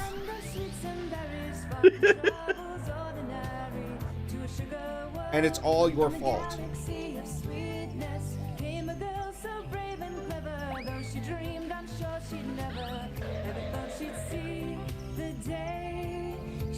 Okay.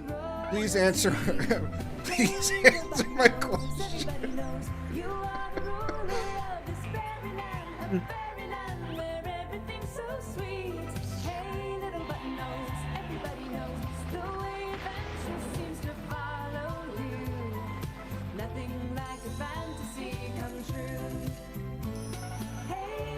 I think that's pretty good.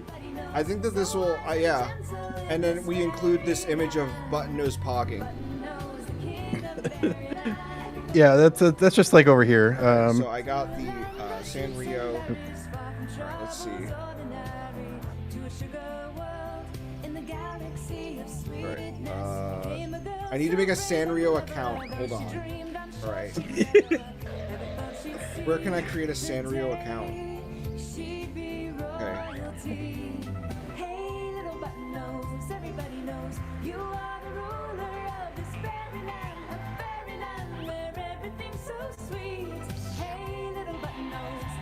All right, I now have a Sanrio account. Perfect. Let's see. Now I need to go to the contact page. Can you read it back to me just to make sure it sounds good? Yeah. Dear Sanrio, how are you doing? As we both know, Button Nose is a girl who is brave and clever, and that she is the ruler of this very land, this fairyland. However, is she the king of fairyland? As per your theme song on Fox Kids, she is the, quote, king of Berryland. Is this true? Do we know who that character with the crown is? I don't, because Button Nose is lost media, similar to Knights of the Zodiac. Per my chat, the boy with the crown is the Flower King, so I'm confused. Is Button Nose a king female? Woke? Or are you saying Button Nose is with the king of Fairyland? I am confused and scared and deaf. And it's all your fault. Please answer my query, John. Okay, that sounds a lot better than like when we were like off the dome. Pretty good. Yeah, like I thought it was coming off as too aggressive, but reading it back, it's like really, it's pleasant. It's like it's kind of buoyant and friendly. Okay, so they have a section where I can submit. I can report people for violating Sanrio's copyright. So this is what the path I'm taking.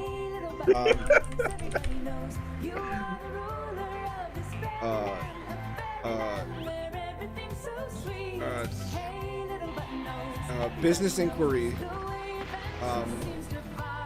licensing and marketing. Subject. That's about right. Greetings, friends.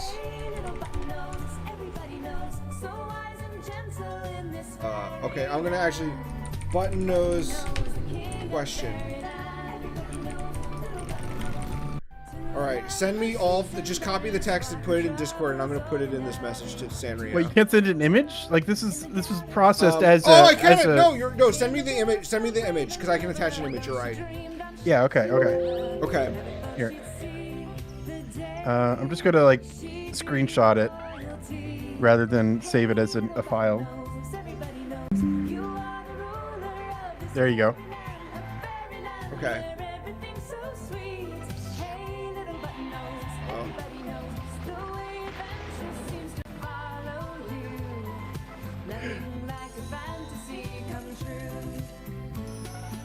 Dylan King. Okay, I looked into it. Or Dylan G. Sorry, I'm thinking King. I'm thinking what? King for some reason. Yeah, exactly. Dylan G says, okay, I looked into it. King of Berryland is the King Crumpet, not Button Nose. You don't know that for sure. We need to double check. Yeah, I want a source on that. Yeah, what's the source? What's the source? Site sources. Yeah, give us some sources. What do you, trash taste?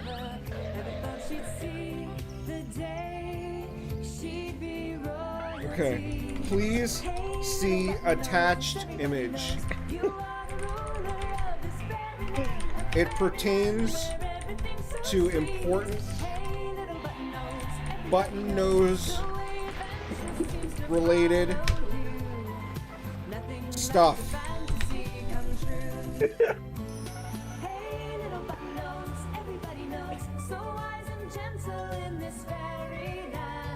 Oh, see, cause this is why we need sources. Tandoori Jones is saying episode 3 is on YouTube, and they call her the king the whole show. This is why we need to really go to the source with this. Yeah, do you have a source for that? Yeah, we also need a source from you. Also, Ben, if you want to put that on screen. Yes!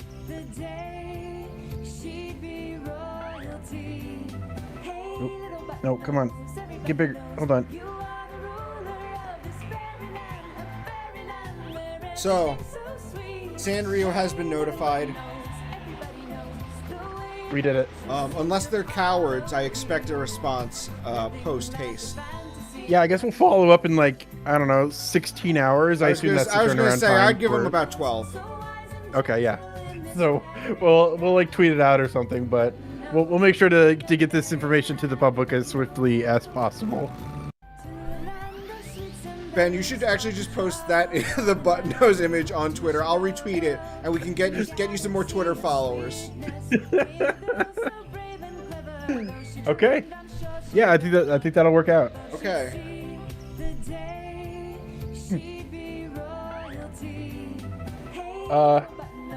Is there anything else we need to do? I feel like this is a good point to end. We've covered everything we could possibly do. I don't think there's anything we could say further that would increase people's brains. Yeah, there's stuff to maximum right now. Let's let them digest it.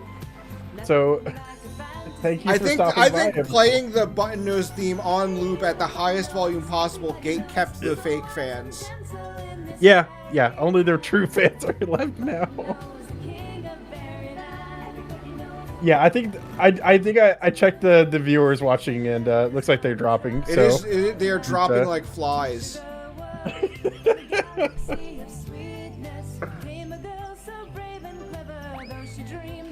That's what I'm saying, Diligee! How is she the king? Corrupt bust nose. I bet she commissioned this song about herself. This is propaganda? Yeah, this is propaganda. This is Berryland propaganda. Oh no.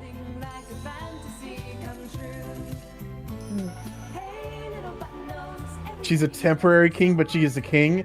This whole thing is getting really confusing. This is why we need. I didn't realize we were getting into a fucking Game of Thrones situation.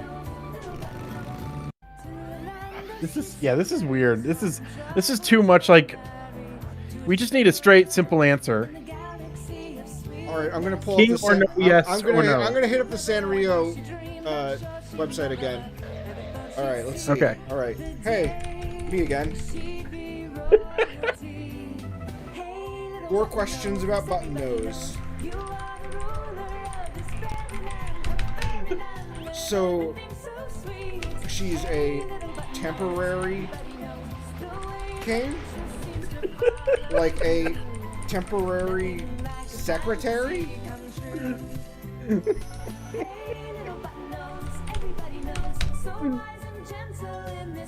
Still waiting on an answer.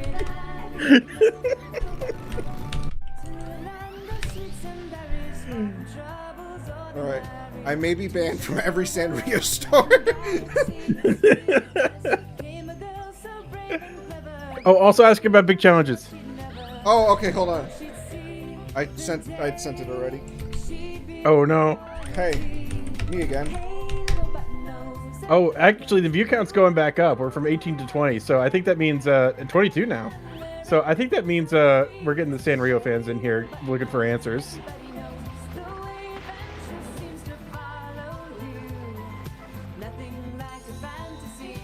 Listen, Button Nose is too complex for you pedestrians.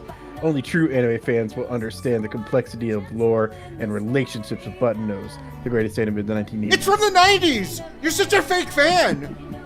You don't know shit about Button Nose!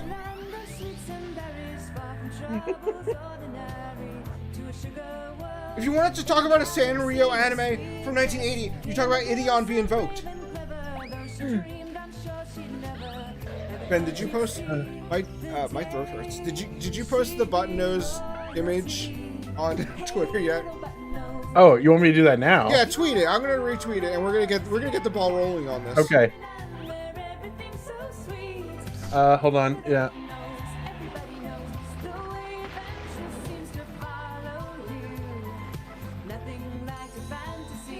Oh, I need to screenshot it again.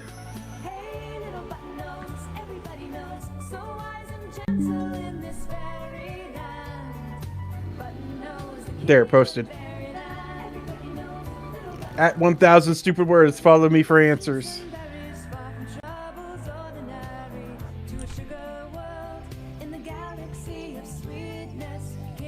Button Nose aired from October 19th, 1985 to April 26, 1986. Where's your source on that? Yeah, Hold on. so yeah, let's okay, Trash Taste. Let's get a source in on this.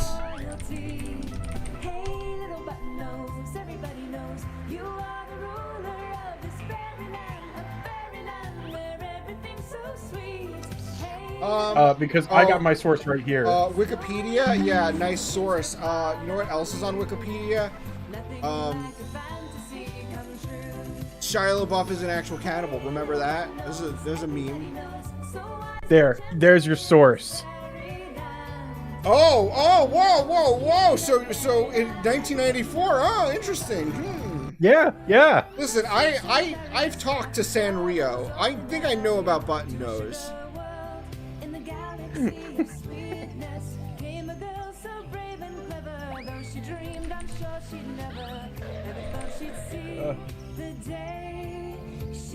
Oh, yep. The tweets and the retweets and likes are already flowing in.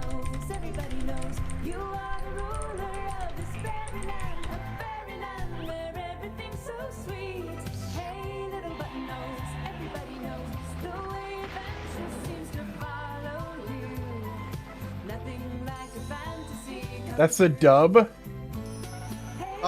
Yeah, it's the dub. Of course. What are you looking at? Why would we watch it subbed? We speak English. Yeah, it's like Button Nozu or something over there.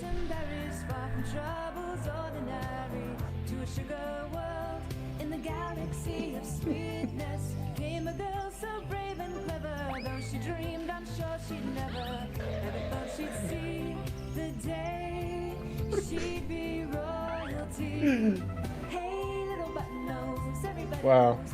I think we figured it. We're going to figure it out very soon. I think we should probably just leave it here for now, though. I think we've done all we can. Okay. And now we need to rest and be prepared for the next battle tomorrow. Yeah, for the next Button Nose adventure. Yeah.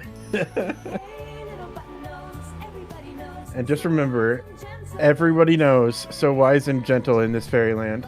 You know that I would be terrified if the king knows everything, right? You know, it's sort of like a commentary. It's pretty scary. All right, I'm gonna end the stream, everyone. Everyone, reconvene in the comment section of Button Nose episode 3. I'll see you there.